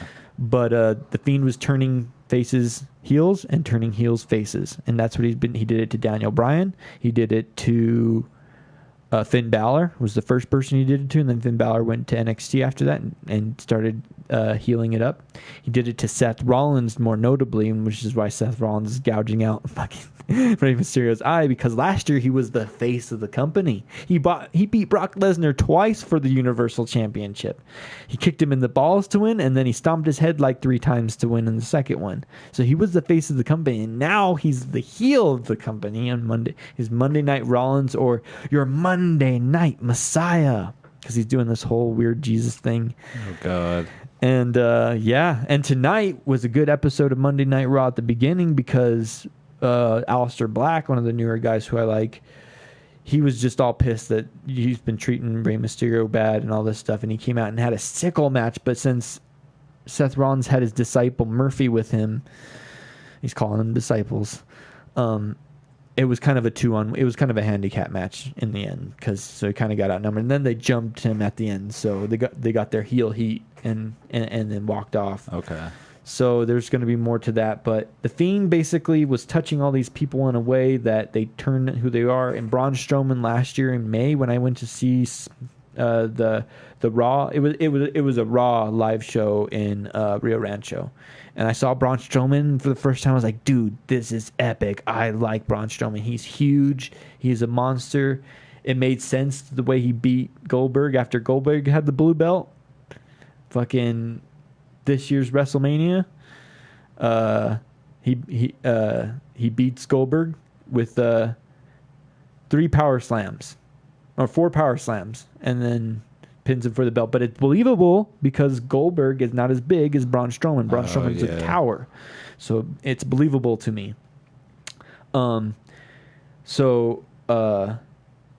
He's this face. Braun Strowman is actually loved by all the kids and everything. Fiend wants to turn him back into a heel, and so that's what the whole swamp match was about. Actually, was Jason Voorhees-ish kind of night. Camp Crystal Lakey. Yeah, it was very Camp Crystal Lakey, because there's this whole water scene where Braun Strowman kicks Bray Wyatt into the water, and it's like after their match, because they're actually brawling, they're throwing in some hard blows. Actually, they're having this crazy little brawl, and then he finally kicks him into the water. And then the Fiend, he's not the Fiend, he's just Bray Wyatt right now. He comes out of the water, mandible claws him, trying to pulls him into the water, and they have a tussle, and then it kind of goes silent, And then, Bray Wyatt comes out of the water for a second, then goes back under, and then the water's just turned red, and then the Fiend slowly raises up out of the water, and that's the end of the pay-per-view. So I guess Braun Strowman lost. He got taken by the Fiend, and the Fiend gets him back as a disciple. We won't know until we see SmackDown this Friday, because that's what Braun Strowman is on. One thing I like about 2019 is they reintroduced the brand split. So if you watch the beginning of 2019, whatever you have to watch SmackDown and Raw to understand the story, because they both intertwine. They're both intertwining all the characters on both shows. They swapped. It was called the Superstar Showdown or something. Superstar Swap Up or something, mix up. It was a terrible idea. And then they did the draft, and I liked that, because now it's back to the way it was at the beginning of the 2000s, like 2002, 2003, when they first did the brand split and actually made it so that these wrestlers on this show and these wrestlers on this show. So Monday Night Raw, you have this storyline continually going, and if you miss if you don't watch SmackDown, you're not going to miss anything. And if you watch SmackDown and you don't watch Raw, you're not going to miss anything. So I like that out of 2019. But there's a lot of screwy things, like with the Fiend and Hell in a Cell, people just didn't like, and I don't know. Like, new WWE is kind of crazy. I mean, new AEW is even crazier. They're supposed to be a sports-based thing with wins and losses actually mattering, and it's just so hokey and phony sometimes. Really? Like there are a lot of classic wrestlers that are on the show. Billy Gunn, Diamond Dallas Page. They're behind the scenes actually, but they have wrestled and done stuff. Okay. Chris Jericho is wrestling currently. John Moxley, who is Dean Ambrose, is wrestling currently. Who just went over there? The team, the greatest tag team in the world, which I actually do think they're really good, which was the Revival in WWE. They went to AEW now. They're called Fuck the Rest. That's what they're called. They're FTR. FTR. You could make up whatever you want for the acronym, but it's Fuck the Rest. Because they're the best. Franklin T. Roosevelt. Oh, no. Anyways, so wait, how does the AEW kind of compete with the WWE? Is it really have a... They have a Wednesday Night War, basically, in NXT. So WWE has 3 shows right now. NXT was a sideshow when... Okay, so when they did the brand split, and it all happened last year. They did the brand split. Monday night stayed Monday night. Tuesday night got eliminated and moved to Friday night SmackDown. It was Monday Night Raw, Tuesday night SmackDown, Friday SmackDown got moved to Friday. Wednesday got opened up for NXT. There was no Wednesday night NXT. It was all on the network if you wanted to watch NXT. Basically their pay-per-views and their small shows that they would have. Yeah. Now there's a whole new brand. So they got 3 brands now, red, yellow, and blue. As soon as NXT did their, AEW started on their Wednesday night on TNT, the same channel that was WCW. It even has Tony Schiavone and Jim Ross is on the commentary as well. So they have some classic people. And at first, the first couple nights, I was like, yeah, dude, this is classic. They're actually referencing some cool shit. John Moxley's badass. Him coming from WWE's like blew my mind. Now, before they had their first episode of Dynamite, they had some pay-per-views. So they didn't have their show yet. But once they had their first episode of AEW Dynamite Wednesday night, it competed. And so now there's this ratings war. And so that's how they're competing. There's a ratings war for the demographic of like, AEW's trying to get the older crowd. WWE's trying to get the younger crowd and all the other people that have liked WWE throughout their whole history. Yeah. Or anyone who likes any of the other wrestlers who've gone to WWE. Like if you're a fan of Rob Van Dam, you'd probably be a fan of certain things he's done in WWE. So they try and get that. The first night of Dynamite, Bret Hart was on it. Okay. And he introduced the AEW Heavyweight Championship belt. And what was so funny about that is before WrestleMania, the Hall of Fame, he got inducted with Jim the Neidhart as the Hart Foundation tag team. And some random person from the crowd attacked Bret Hart during his speech. Like, attacked him. Dude has multiple concussions. He's an old guy. Want to preserve our wrestlers. Now they're all getting beat up and they're going to all lose their lives. We lost some this year, actually. I'm trying to remember.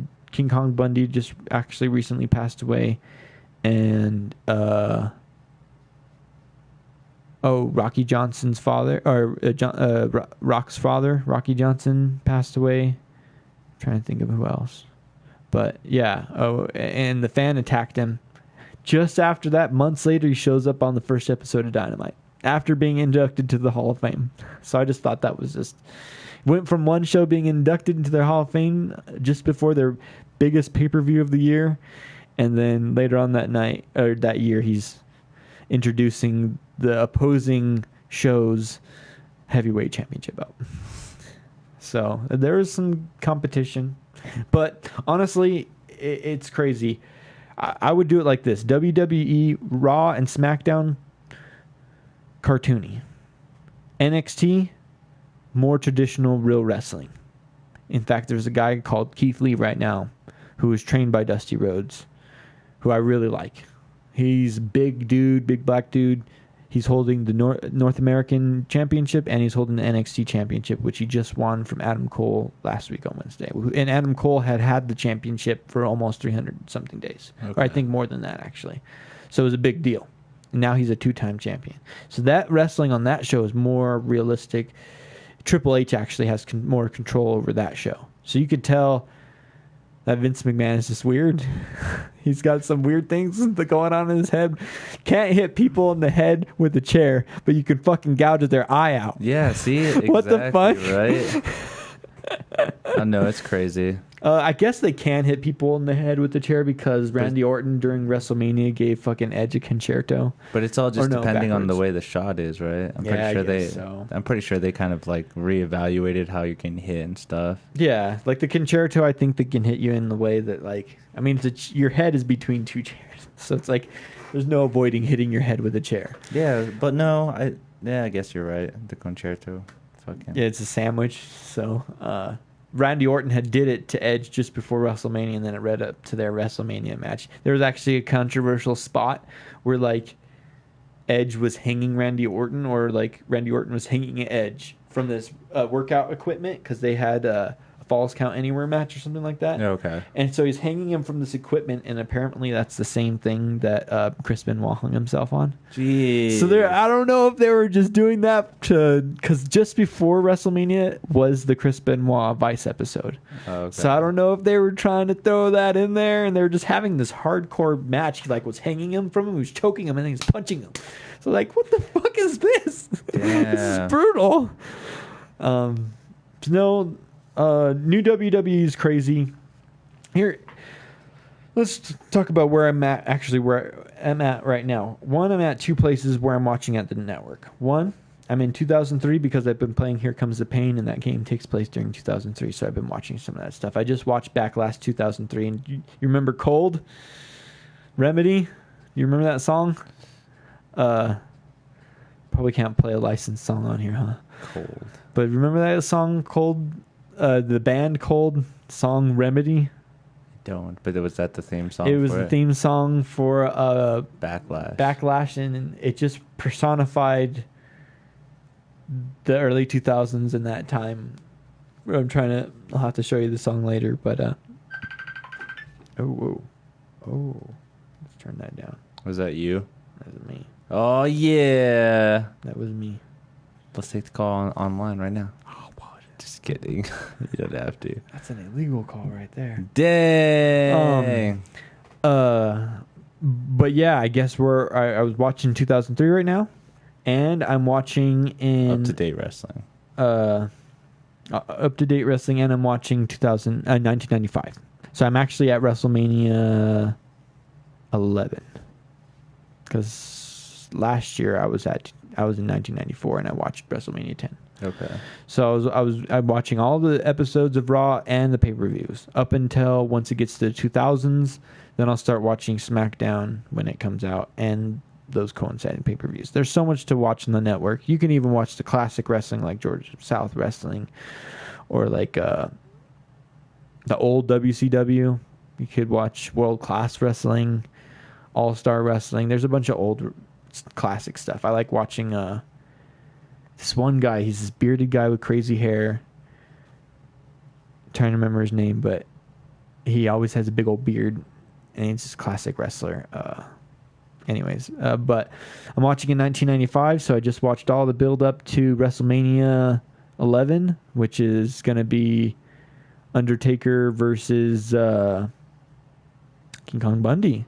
Oh shit! Because that's a part of the streak.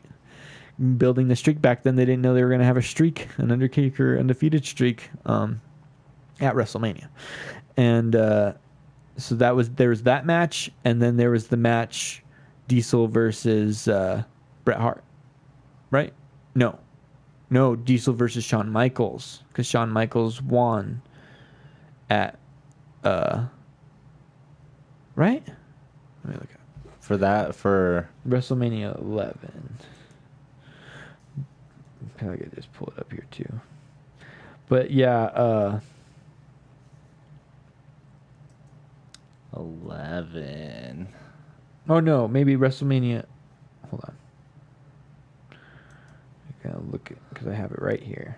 I love how it does show you on the website the full results of WWE. Yes. 11. Yeah, it was Diesel and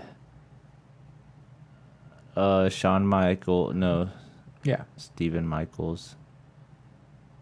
Oh, Bam Bam Bigelow versus Lawrence Taylor. Yes. Shawn Michaels versus Diesel. Yes, for the WWE Championship. To retain, yeah. And he does. He keeps the championship until later on in the year where Bret Hart beats him for it. Oh, okay. I guess that's what's pretty cool about the app too. I didn't know that you can actually watch. Oh yeah, everything. Like right now, I'm at the point in the event where it's Razor Ramon versus JJ Jeff Jarrett, and they're fighting over the Intercontinental Championship. No, okay. Yeah. So that's where I'm at, and then I can't wait till I start. Because when I got the network, I was like, I really want to watch the Attitude Era, but then I was like, I actually want to watch the first episodes of Raw because I love Monday Night Raw. So I want to watch how it began. And I watched it from 1993. Now I'm in 1995. It's actually very easy to watch because the network has. So if you don't want to watch a match, if there's a squash match, okay, whatever. You know this is how it's gonna go. You don't care to watch it, skip it. You can go to the next match. It's the way that they're sequenced out on the network is pretty cool. Okay. You could just go to whatever matches you want or whatever promos you want because the promos are sketched out. You know what's funny though is I'm forgetting which WrestleMania it is. It's like WrestleMania for 2006 where Chris Benoit wins against the triple threat match with Shawn Michaels and Triple H, and it just says on the network triple threat match for the WWE Championship. But it still shows the match, right? It still shows the match. So you can still see Chris Benoit on the network, but his name is no searchable. When he loses or when he defends the championship, it just says when it's Randy Orton versus Chris Benoit for the WWE Championship and Randy Orton wins, it's just called Randy Orton challenges for the WWE Championship. Dang. It's cold as ice. Well, that's like understandable. Yeah, that's the cancel culture though. Like just because something tragic happens, it gets so canceled. Like look at the situation we're in now with the whole protest and everything. Look at how much people like blackface is getting canceled from old episodes and stuff of back in the day. Like the Man Show, bro. Like early 2000s. I guess this all relates to the whole WWE thing and how Joe it was. Rogan was on that show, right? No, he was on Fear Factor. No, but it was the Man Show. The Man Show was it on Spike TV? No, it was on local television. It's the guy who he got in trouble for blackface. So I brought it up. Jimmy Kimmel and Adam Carolla. Oh, okay, I do see it. Yeah. And they had the Man Show, man, where at the end of every episode you get girls on trampolines, baby.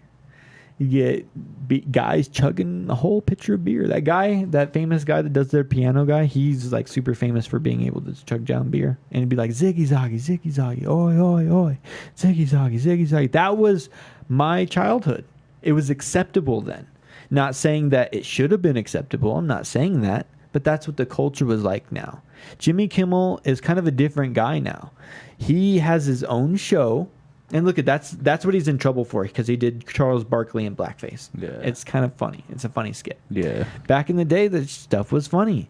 Dave Chappelle was able to dress up in whiteface and pretend like he was a white supremacist against black people, because that's what it was. Fucking, you can go back in time with the player haters ball and shoot a white supremacist. Yeah. It's funny. But see, that's what I feel is like. There's the underlyingness of it. It's like that can be more acceptable than something like this. Yeah, no. I mean, it's not supposed to be. There should be, like, you know, everything should be accepted. That's why I love the South Park episode of the manatees. You either accept everything or nothing gets accepted. Yes. And that's where we're at this point, is like, since one thing is starting to get unaccepted, it's just a everything. Yeah, slowly. He did this one thing I thought was totally messed up. Was Guess What's in My Pants, or Guess What's in My Pocket. It was the skit in the Man Show where he'd walk up to women on the street and he'd be like, guess what's in my pocket? And he'd have like a fucking bulge in his pocket and they'd ask to grab it. Like, that's kind of like, imagine doing that these days. Just going up to girls in the street, guess what's in my pocket? Could be anything. Could be something soft. They don't know. Could be a fucking cucumber. Could be a fucking pair of keys. That's just what the skit was. Yeah. And so now he's being so canceled. He doesn't have a show. He had to actually say he's going on holiday, and that's why he's not doing the show right now. But that's not the real reason. There's a whole thing to all of it. I think that there's a big Hollywood bias towards that kind of stuff. Like,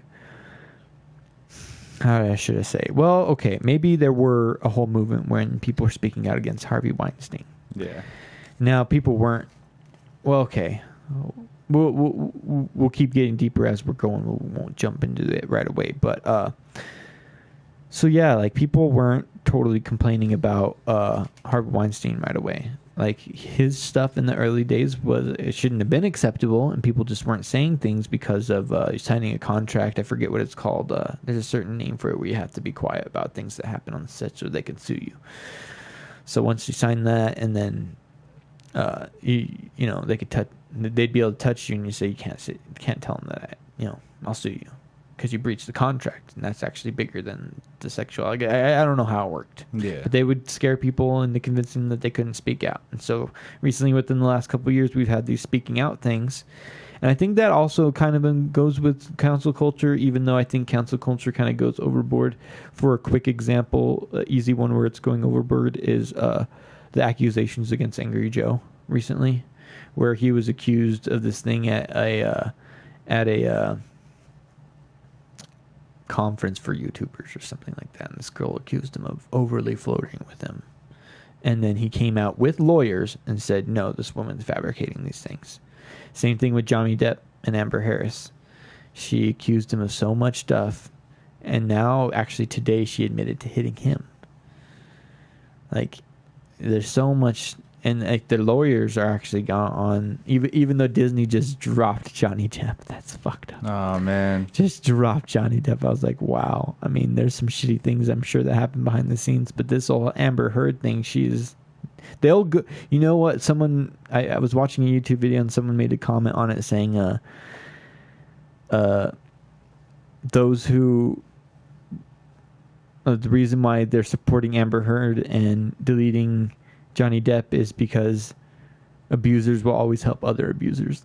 Disney's the abusers. Right. So it's this crazy whole culture where, like, it's all a mixed bag too, because you got things that are legitimately wrong happening, and then you got things that aren't wrong happening, like the ones that I just mentioned. Like Aunt Jemima. Aunt Jemima, man. There's a whole mixed history of what's the real history of Aunt Jemima. Apparently, it's multiple people who were used as a spokesman, and I guess during that time, the mammy image of a heftier black woman who was nannies at that time was really popular. And actually, people back then, children were more acceptable to that. Families were more acceptable to that. Thought them of home. Yeah. It was relatable. I'm going to go home to see my mammy.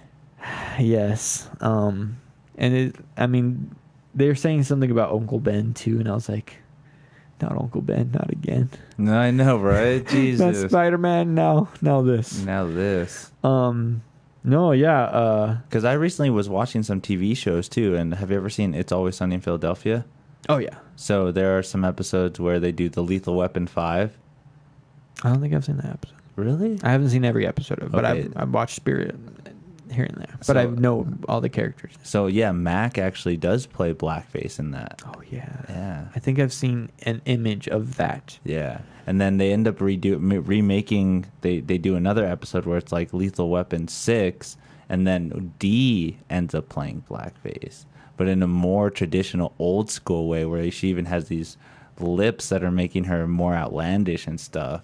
So that in itself makes me think too, is that something that people haven't really looked into, where they're just like, let's go ahead and find a way to cancel that?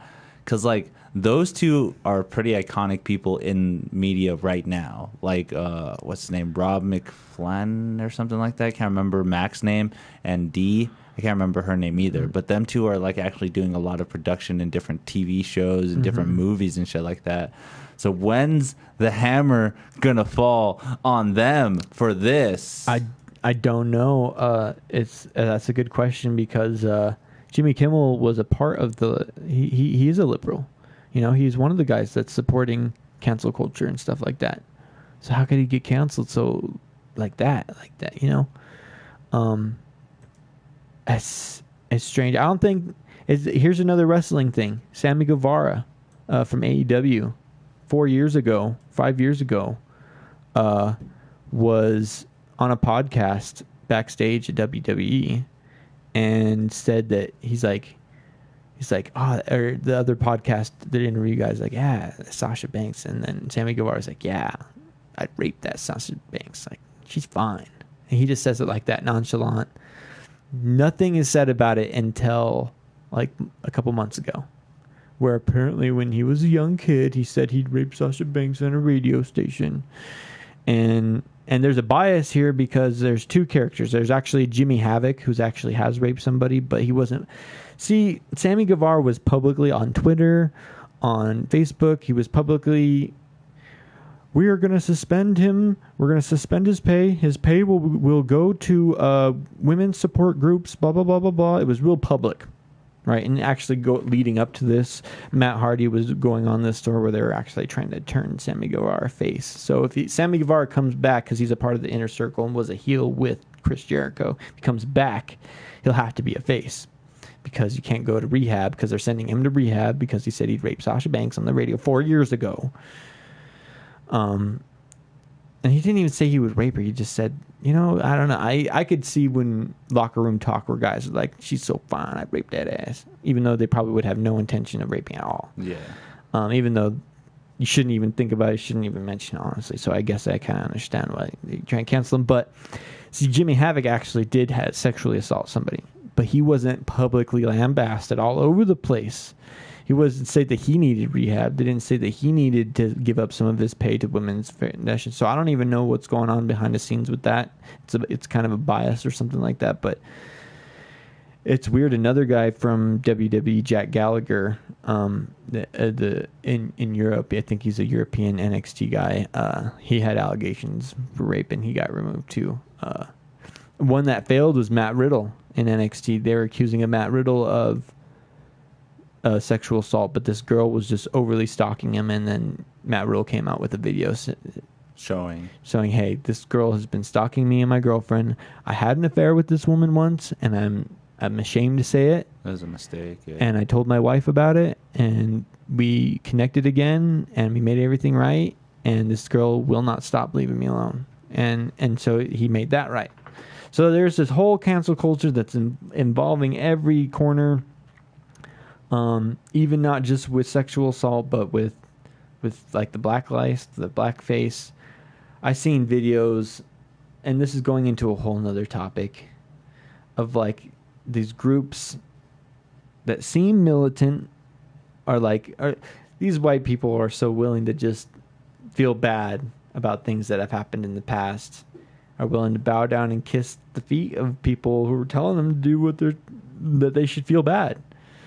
Like, I wouldn't even kiss another white dude's foot. What makes me think I'm just going to go up to a bunch of black dudes who are begging me to kiss their feet because they want me to feel bad about slavery and stuff?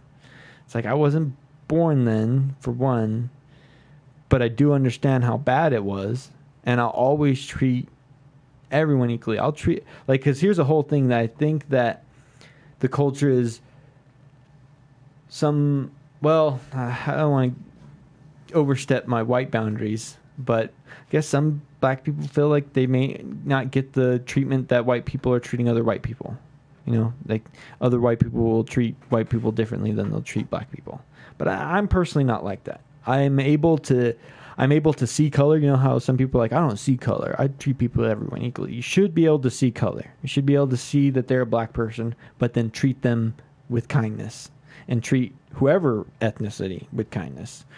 Or like I work at a self-checkout, so I'm constantly trying to treat people equally. Yeah.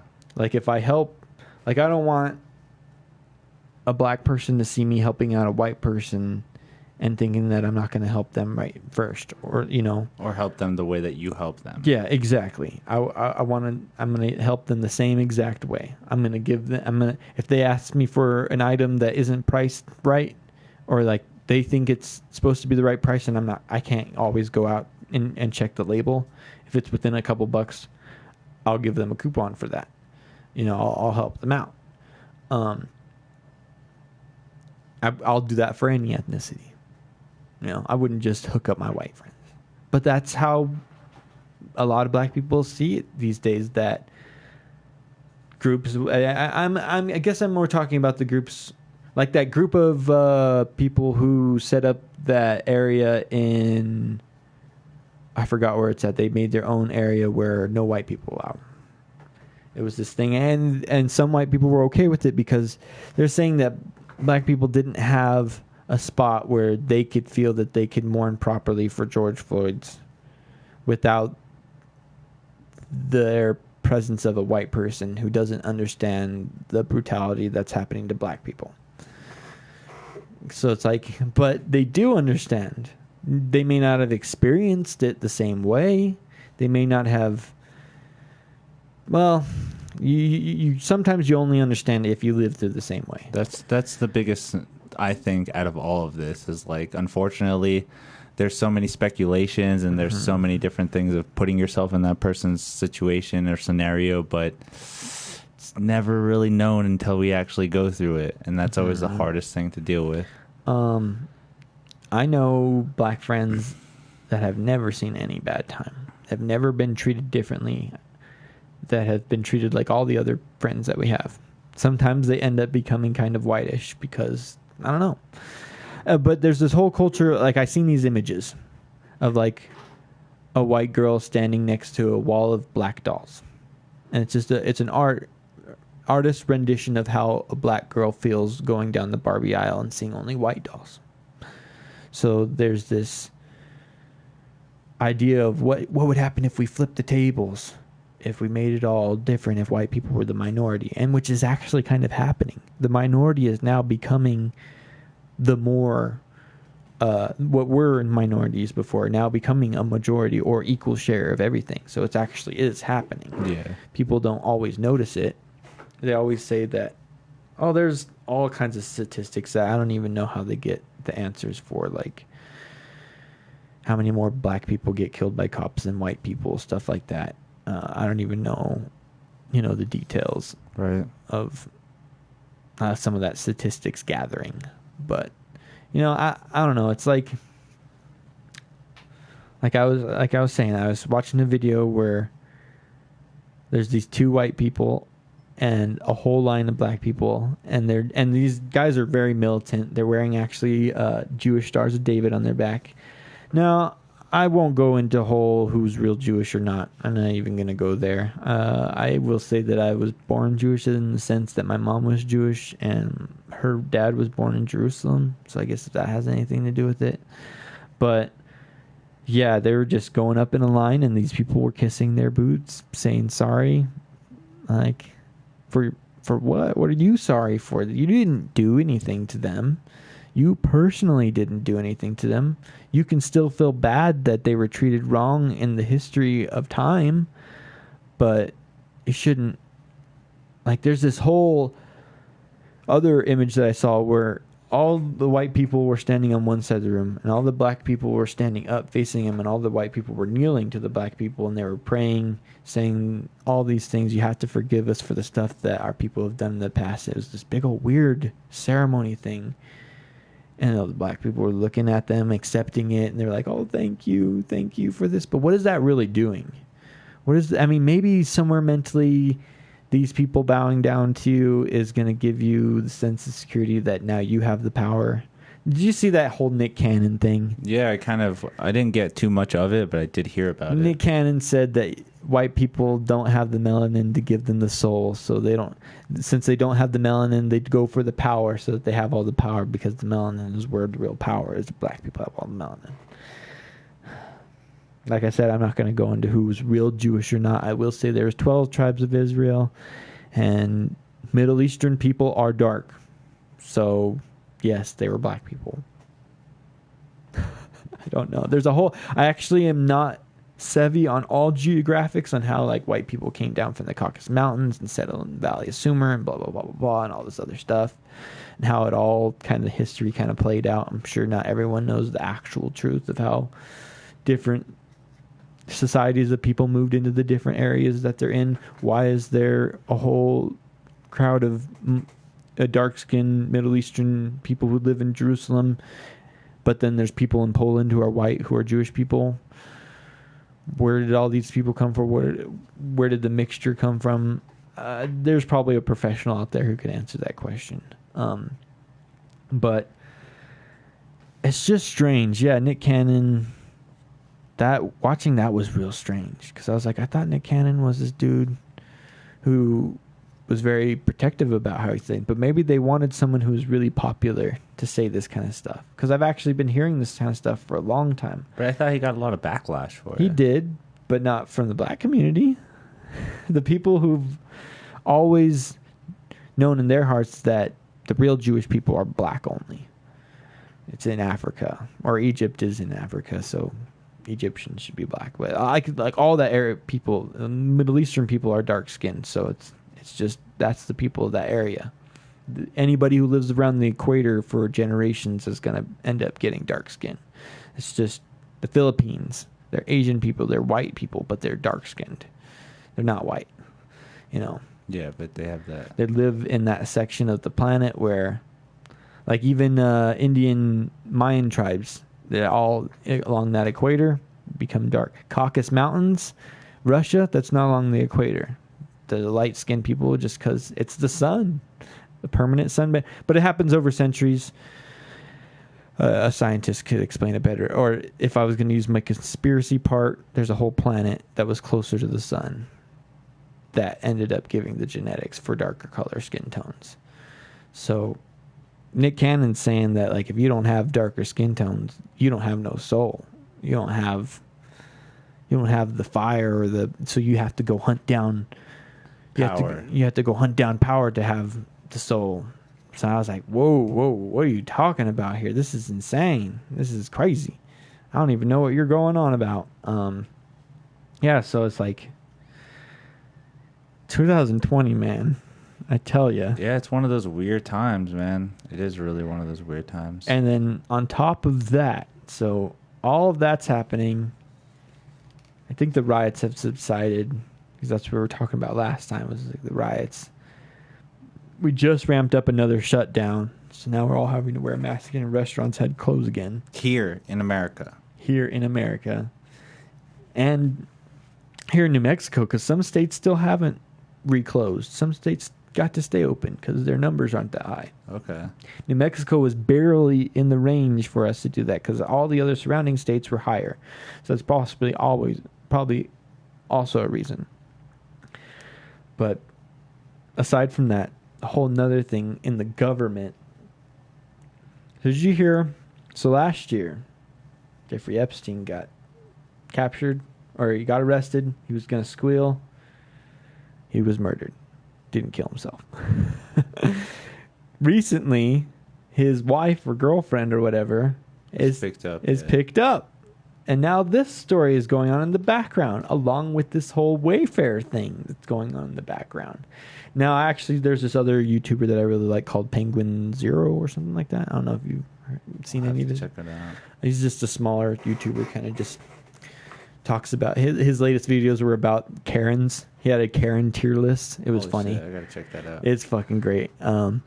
But he was actually pointing out some of the inconsistencies with the Wayfair conspiracy thing. But it is still very strange. The whole secret pedophile ordering menu that appeared on Wayfair for a little bit.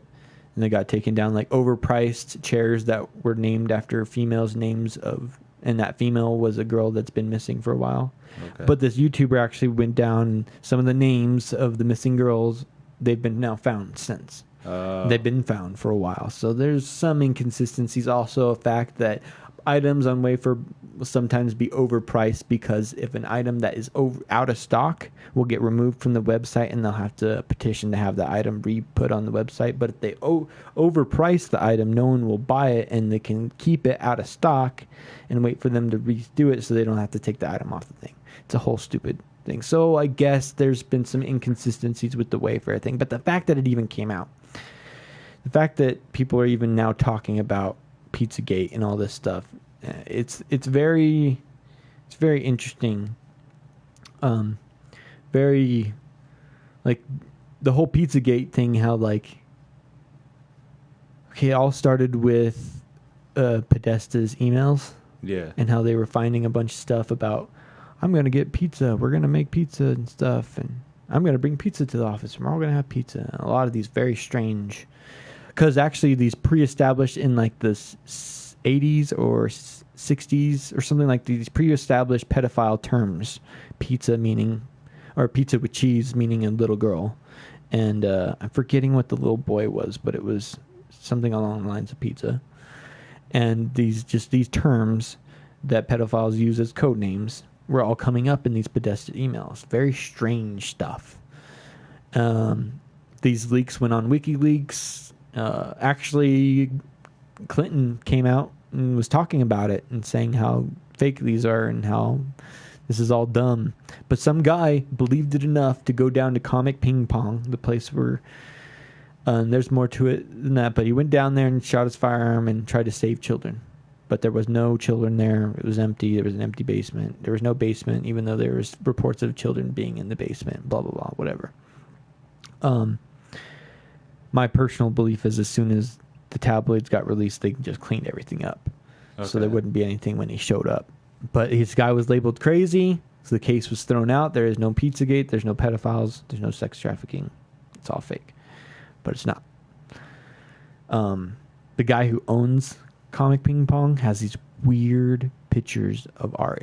And some Podesta, he has these weird pictures in his home of, like, children. Weird, strange art of like kids half naked or in their underwear and stuff. Just very strange artwork. And he was accused of it. The guy who owns Comic People, he was accused of it, but he was like defended it as some sort of art form or something like that. But when you look at the images, I'll have to show you them later. When you look at the images, it's just super, super disturbing. Here, watch.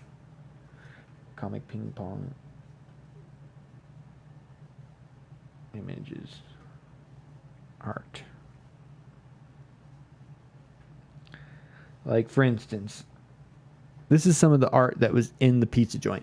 What does this look like to you? What does that look like? That was just something that was on the wall at the pizza joint. Dang. It looks like alien probing, or it just looks like some weird pedophilia stuff. Yeah, dude. Like, that don't even look right. That doesn't look like... like this. What the fuck is that? What the fuck is that? It's art. It's art, right? So all these paintings and stuff were inside of that building? Yeah, they're on the wall and stuff. Like this. Oh my god. This is some of the artwork that the guy owned. Yeah, like the baby getting shot. Yeah, it's not okay. And that, but he was defending it as art, like yeah, just like art. Like, this is why it's there, because people have, artistic whatever. Beauty's in the eye of the beholder. Let me just see what it looks like. Same thing with Epstein. So when we talk about Epstein, they go to his island. They found a bunch of pictures of just artwork. Random shit. Bill Clinton in a freaking dress. Have you seen that one? That one's crazy. Yes. I was like, Bill holy Clinton shit. in a dress. Yeah. Was it? There's stories of Robert.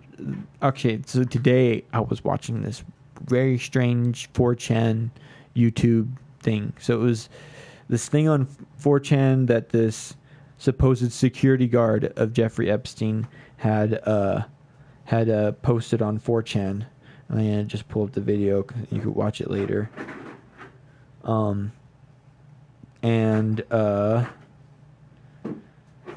He's just talking about how he got into the business and then everything that he's seen when he was on the island. And who knows if this is a true recollection or not. If this is so, because it's just an upload to 4chan.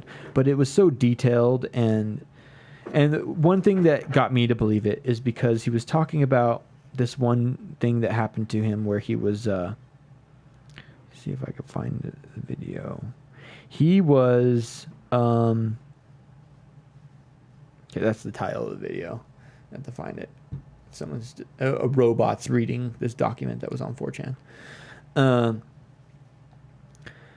Where like one day he was at the bathhouse or he was working there, and there's this one character on certain nights that wears a boar's head, and they're completely naked, and they get to do whatever they want. They're just one person who gets that privilege, and I'm sure many famous people have gotten this privilege. Basically, you walk around, you get to have whatever you want, you get to have whoever you want.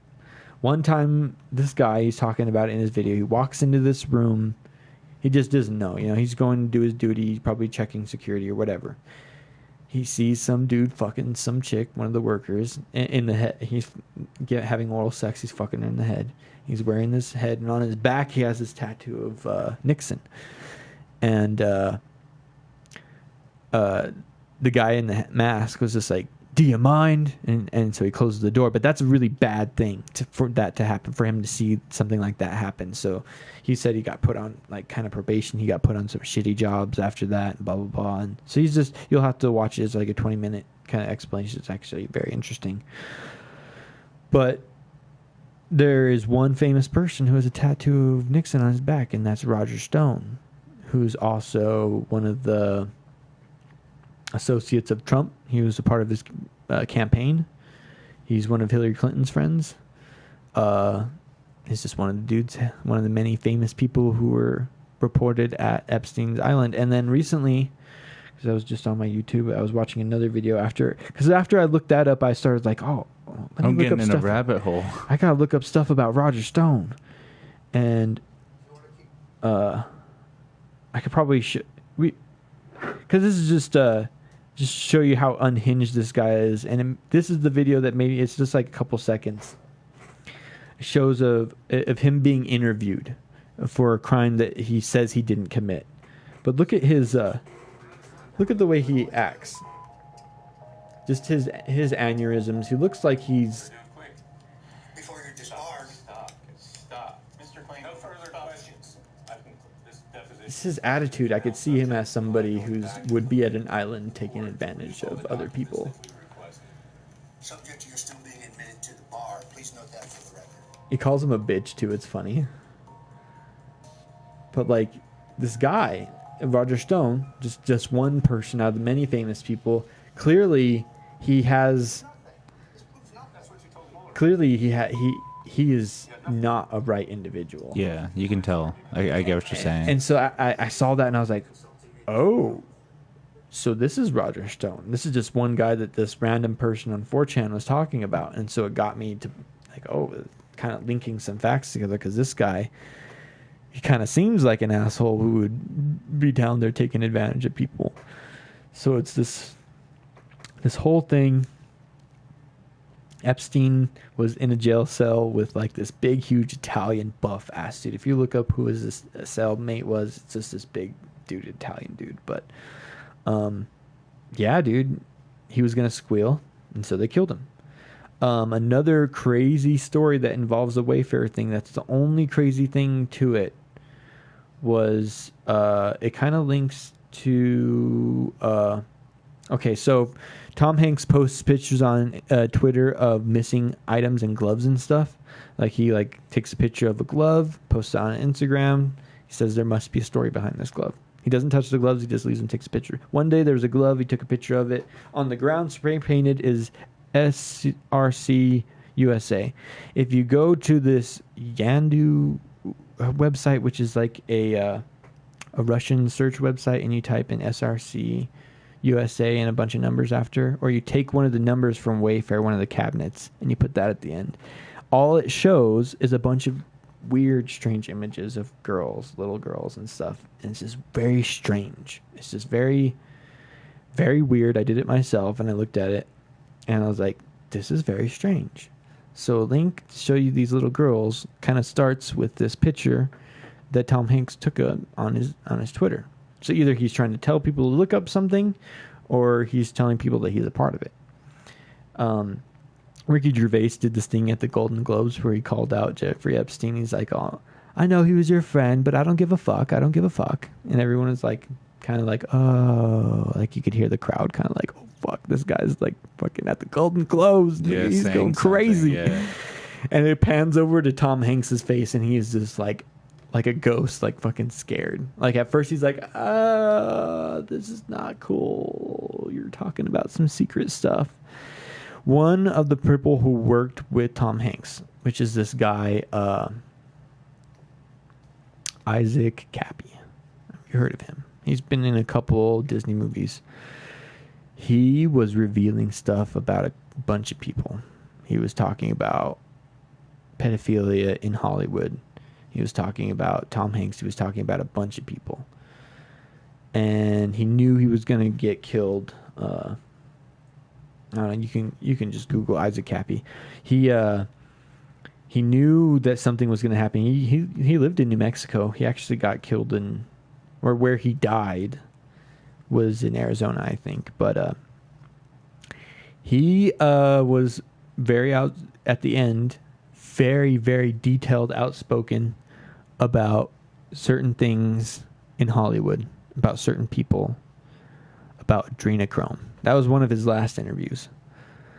One of the last videos that I watched was all dash cam and camcorder cam of finding his body. So he was sitting on a bridge.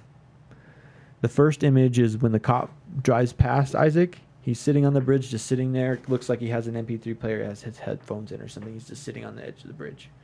The next scene that the video shows is the officer going up to the crime scene where he fell off the bridge and a car hit him.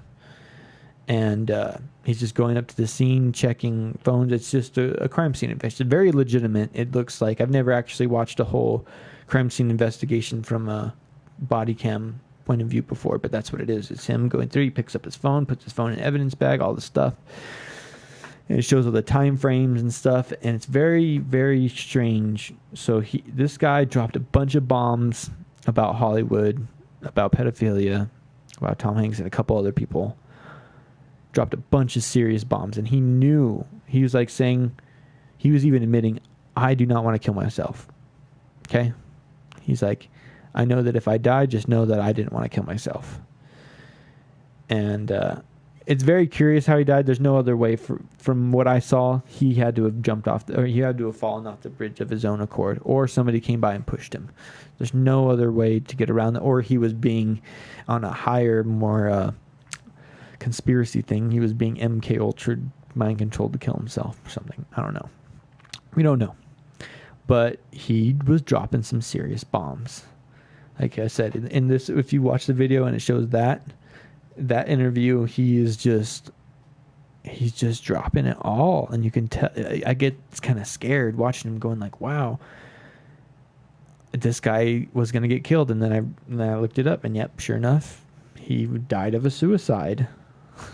So it's like a lot of things are getting exposed recently. So then, where do you think that's gonna leave Epstein's girlfriend or the wife?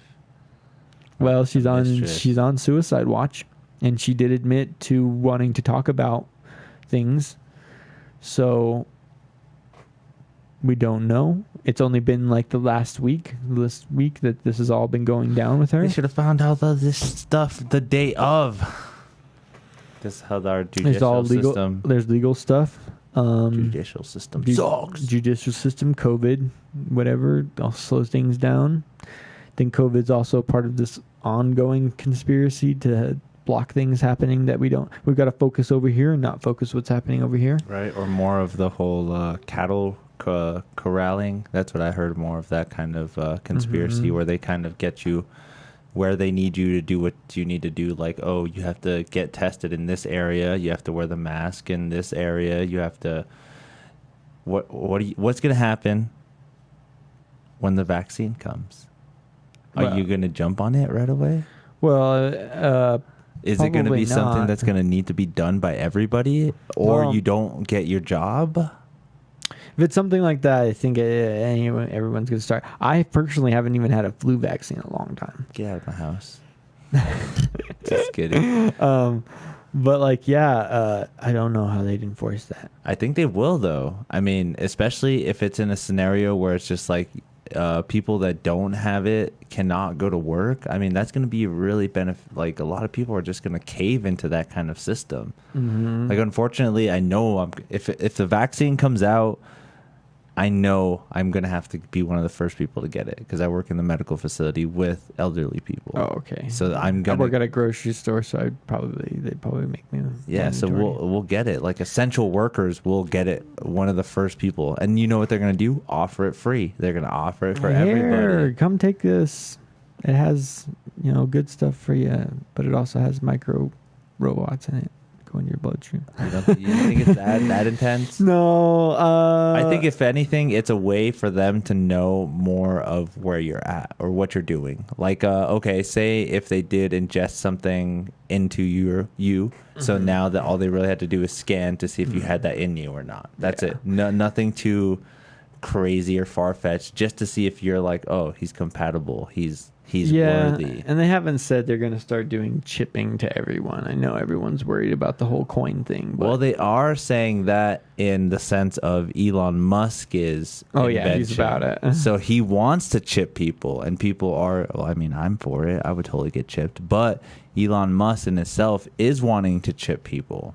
How do you feel about is that something? Well, that in 2000, there was a whole family that agreed to be chipped. The RFDI tracking chip or whatever. The whole family did it. I don't know how well they're doing now. I'm pretty sure they're still alive. I'm pretty sure they're still alive. See, this stuff will only be a problem when the shit hits the fan. As in like Mad Max scenario, or like when everything's kind of all fucked up and they're hurting us all into places, because that family probably had the chips in them and not had to worry and had very convenient being able to just be scanned for medical things. And there's so many conveniences that they've been able to go through. They have benefits that for the last 20 years. They probably have been like, yeah, this is cool. Go get chipped. I liked it. Dogs get chipped. And then that's so much more beneficial. You don't need the paperwork. You just scan the chip, and then you know where the dog is at. You can LoJack your dog, blah, blah, blah, blah. Yeah, see all the medical records. There's so many, well, I guess you shouldn't call them positives, but there's positive aspects of this chipping system that some people are going to want to be chipped. They're going to be like, we'll agree to it. I'm down. Right? Google. I always thought that like it'd be cool to have your iPhone watch in your wrist, so that you just touch a button and it kind of just expands. If you watch the new Blade Runner, there's a scene where like the phones are in your hand, and you just kind of like you dial on your hand, and you're just talking like that. And there's this thing, he doesn't want to be tracked, so he pulls the phone out of his hand. It's just a bunch of buttons, and it's under his skin. He just pulls it out. It's all sick. It's dirty. And I was like, damn, what if that's what they're trying to do to us? Put a fucking phone in your hand. Right. Because we already have a phone in our hand all the time. All the time. So what the next step is embedding it into your hand. Now, when I was a kid, I used to think that that's cool. That's science fiction-y. That's like, oh, shit, I can do a hologram with my hand. I like Cyborg, But are you willing to become the Borg?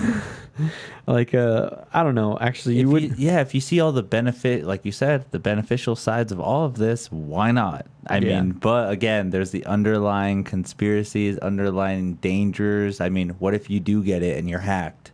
What if you do get it or your batteries run out and now it's like a malfunction on your body or something? What if you get it and now anytime you speak up, they'll just come to your house because they know exactly where you're at, or you're not at your house. You're on the fucking street somewhere. They'll just come up to you.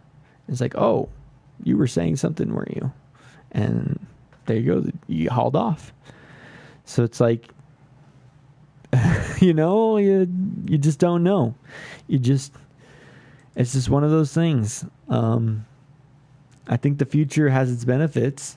I think a lot of things in the Star Trek world could work with us, like no currency. They have the system where actually no currency works for them. They also have replicators, so there's that. Things can just appear. Right. There should be no world hunger if that's a thing. But we do have world hunger now, so it is a thing. We're having a coin shortage. And I have to tell people that they can't have their change. That's so weird, too. Why would there be a coin shortage? Well, think about all the people who have their piggy bank full of change in the U.S. There's that. But then also, I just saw a whole bunch of coins with bats on them be printed this year. On the quarters. Yeah. We got a whole new set of quarters, so why are we short on change? Where is the shortage at? They say it's at the Federal Reserve. See, and that makes me think, too, is like, what if the government knew something so that they took back the coin circulation? So they're like, yeah, let's take these back and actually use them for what we really need them for, like precious metal wise. I mean, obviously there isn't these great elements inside of them anymore because coins are made kind of cheaply and kind of inefficient anymore. But still, can you use nickel to make an armored plate or something? Can you use those kind of materials to make something military-wise? A nickel isn't made out of nickel anymore. It's zinc, right? Yeah, it's like a bunch of other compounds. Like a penny isn't totally copper anymore. Yeah, like a quarter. So they have cut corners. It is cheaper, and I think that if it's in the place holding. If it's supposed to take the place of gold, which we're supposed to, the tenor is supposed to be an example of the actual wealth. Yeah. So even though we're using it as the wealth, it's supposed to just be, this is what's supposed to be in the Federal Reserve. So the amount of money, coins, paper money that we have should be equivalent to the amount of gold that's in Fort Knox. Yeah, but it's not. It's probably not. They're probably. We keep having this conspiracy theory that there is no gold in Fort Knox anymore.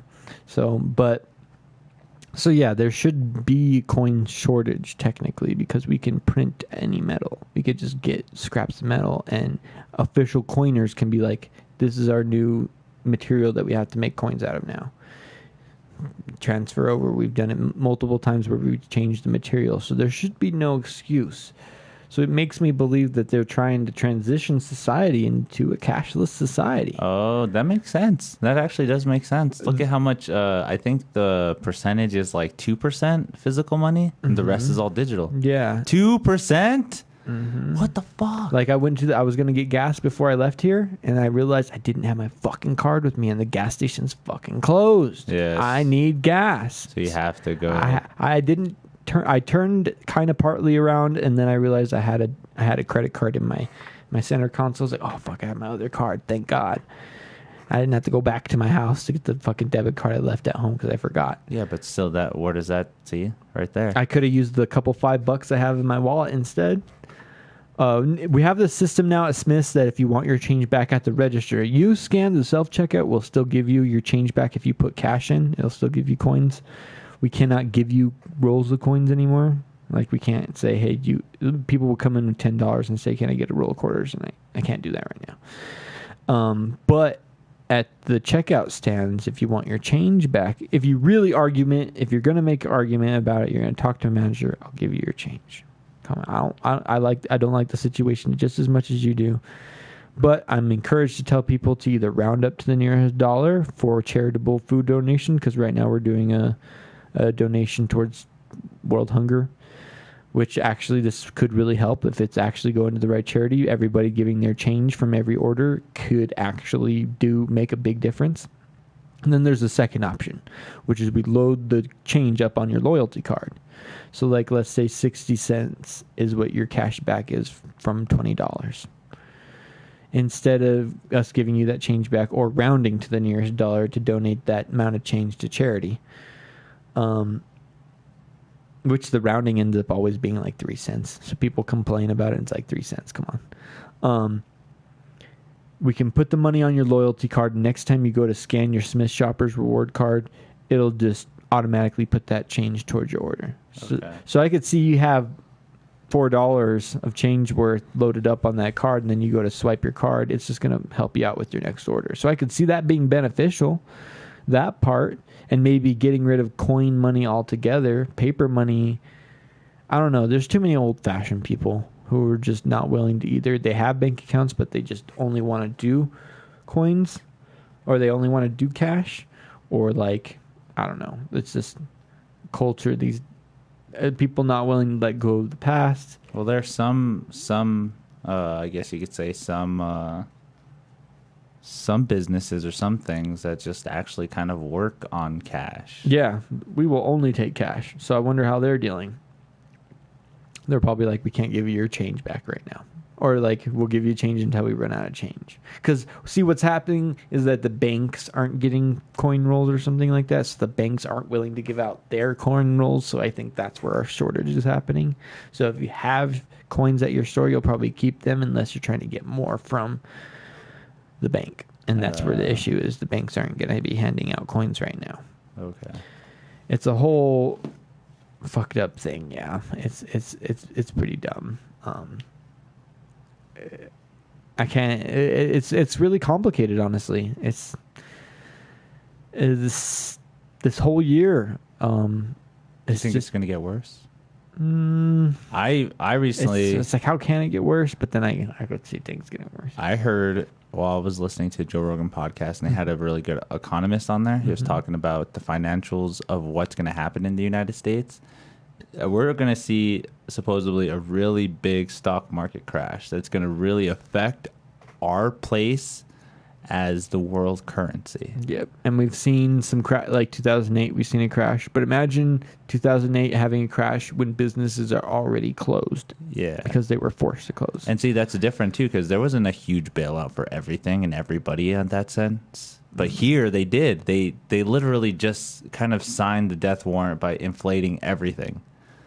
And if they do it again, that just means there's literally going to be like, what, $10, $15 loaves of bread? Like, that's going to be hard to deal with if that ever becomes a thing. If people really have to pay more for the food that they think is at a certain price, that's going to cause some uproar. When meat gets expensive, or if it even comes back. There's not a lot of meat at a lot of like locations. I don't know how it is at your grocery store. Frozen food too. I walked down the pizza aisle last night and I was like, God damn, how's this happening? Right? Fucking all the pizza's gone. Yeah, we still even haven't got certain things back, since the whole craze of everyone buying shit. There's certain things. Like for a while, we didn't even have hand sanitizer or Lysol, but we finally got a lot of that stuff back, and we've had it now. But don't you have regulations that you can't buy a certain amount? Something like that. It's all happens in the warehouses. So if the warehouse doesn't have enough supplies, like one of my night managers were telling me that when they put in an order, they're only getting like less than half of what they put out the order for. Okay. So we're only getting like a portion. For instance, man, we haven't had sliced green beans in a can for like a long time because it just got ordered too much of, and then the warehouses are only willing to give. And when we get it, we only get like 1 pallet or 2 pallets or something like that. So we don't even get that much. We'll put in an order and only get like less than half. So it all is at the warehouses. Maybe the warehouses are being more conservative, or the warehouses are simply running out because people are just constantly ordering. I know that there's supposed to, a good number of rationing is supposed to happen.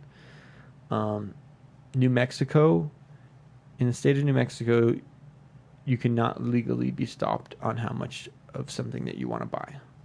you want to buy the store of toilet paper, you legally can't be stopped in the state of New Mexico. It just says recommended.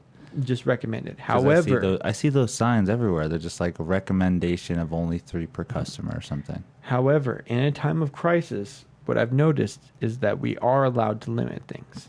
We limited the meat. We were only allowing people 2 pieces of each kind of meat. If you want 2 steaks, you can have 2 steaks. You can have 2 chicken. You can have 2 pork, but that's it. You know, we were limiting like that. Water jugs or cases of water, you can only get 2. Stuff like that. We were limiting, but it was a time of crisis. So it's like, it's strange. It was also hard to tell people that they couldn't buy something in like a country where you're supposed to be able to buy everything. Anything and everything. Now, maybe that just comes to me being kind of soft. I know some of my other coworkers didn't have a problem with it. They're like, oh, sorry. So, but I'm a kind person. So it's like, it's hard to tell. It was hard to tell people when they asked me to come in for 4 hours one day to like stand at the front and hand out masks.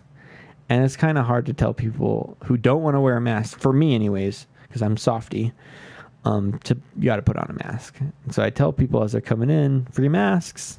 So a lot of people surprisingly either had their own masks or were willing to take the free mask. But I get like 4 or 5 people who were like, oh, this is my body, my choices. And you don't want to try to escalate the situation, right? You're not trying to kick them out. You're not trying to like make them angry at you. No, I want them to shop at my store.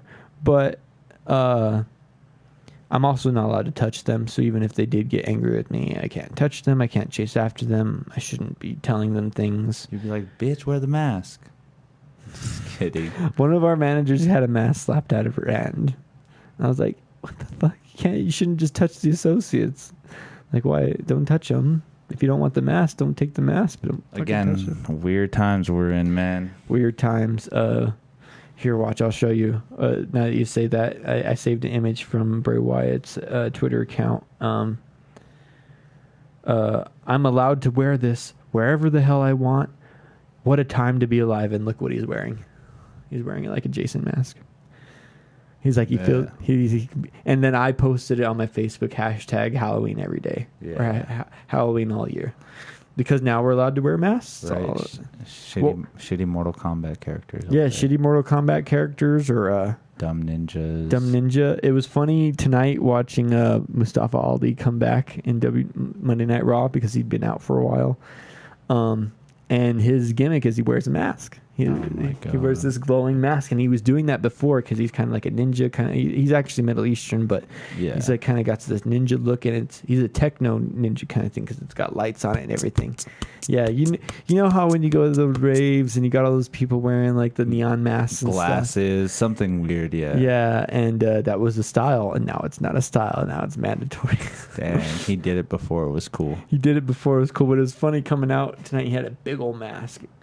It's just this big old face grill huge thing. This thing. So he's proud of it. And then he takes it off for the match, and then they have the match, and it's funny. But it's just interesting seeing that and talking to some of my friends who've been to raves and how they've like the whole culture of masks at a rave where people would I've just seen it actually before so much that it was actually a filter on Snapchat of wearing a mask. Yeah. This is before the outbreak. Do you remember that? Just so many people taking these filters of wearing this mask, and I didn't understand it. I just thought but it's a rave thing. Yeah. And I just didn't understand. And then now everyone has to wear a mask, but you can't go to no raves. Right.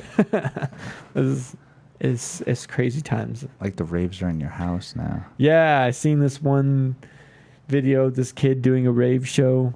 He had his table and everything, but he had his phone out, and then like he had like 4 other phones, and they were all his friends. And it's like it's like how quarantines are going to be now that or how raves are going to be now that we have the quarantine. Jeez. Yeah, it's wild.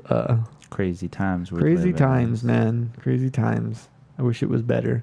Patrick, we did it. What did we do? We hit it. 2 hours? 2 hours and 17 minutes. And we still have plenty to talk about if we want to. Always something to talk about, man. Yes. But you need to come back. We'll have some more conversations and stuff. For sure. We'll go.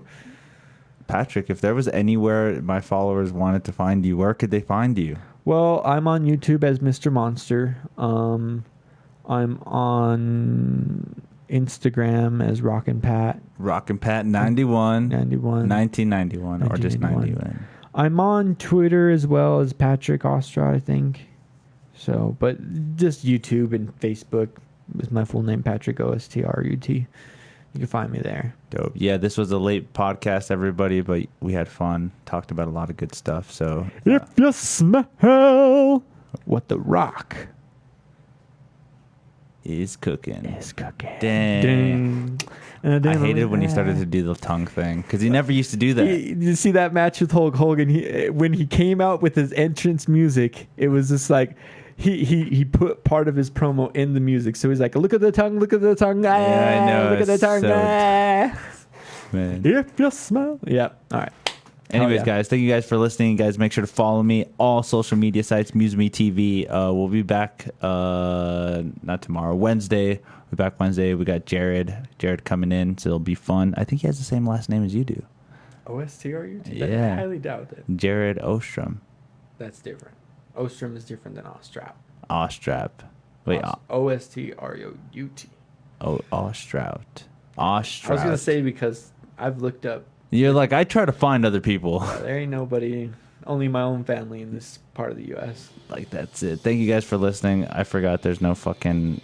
This isn't even connected to the fucking PA system. There's no soundboard. There is nothing coming out. I'm just going to use this. Thank you guys for joining. You guys are awesome. We'll catch you guys later. Make sure to join. See me? All that good stuff. Peace out, everybody. Peace. I hate this music.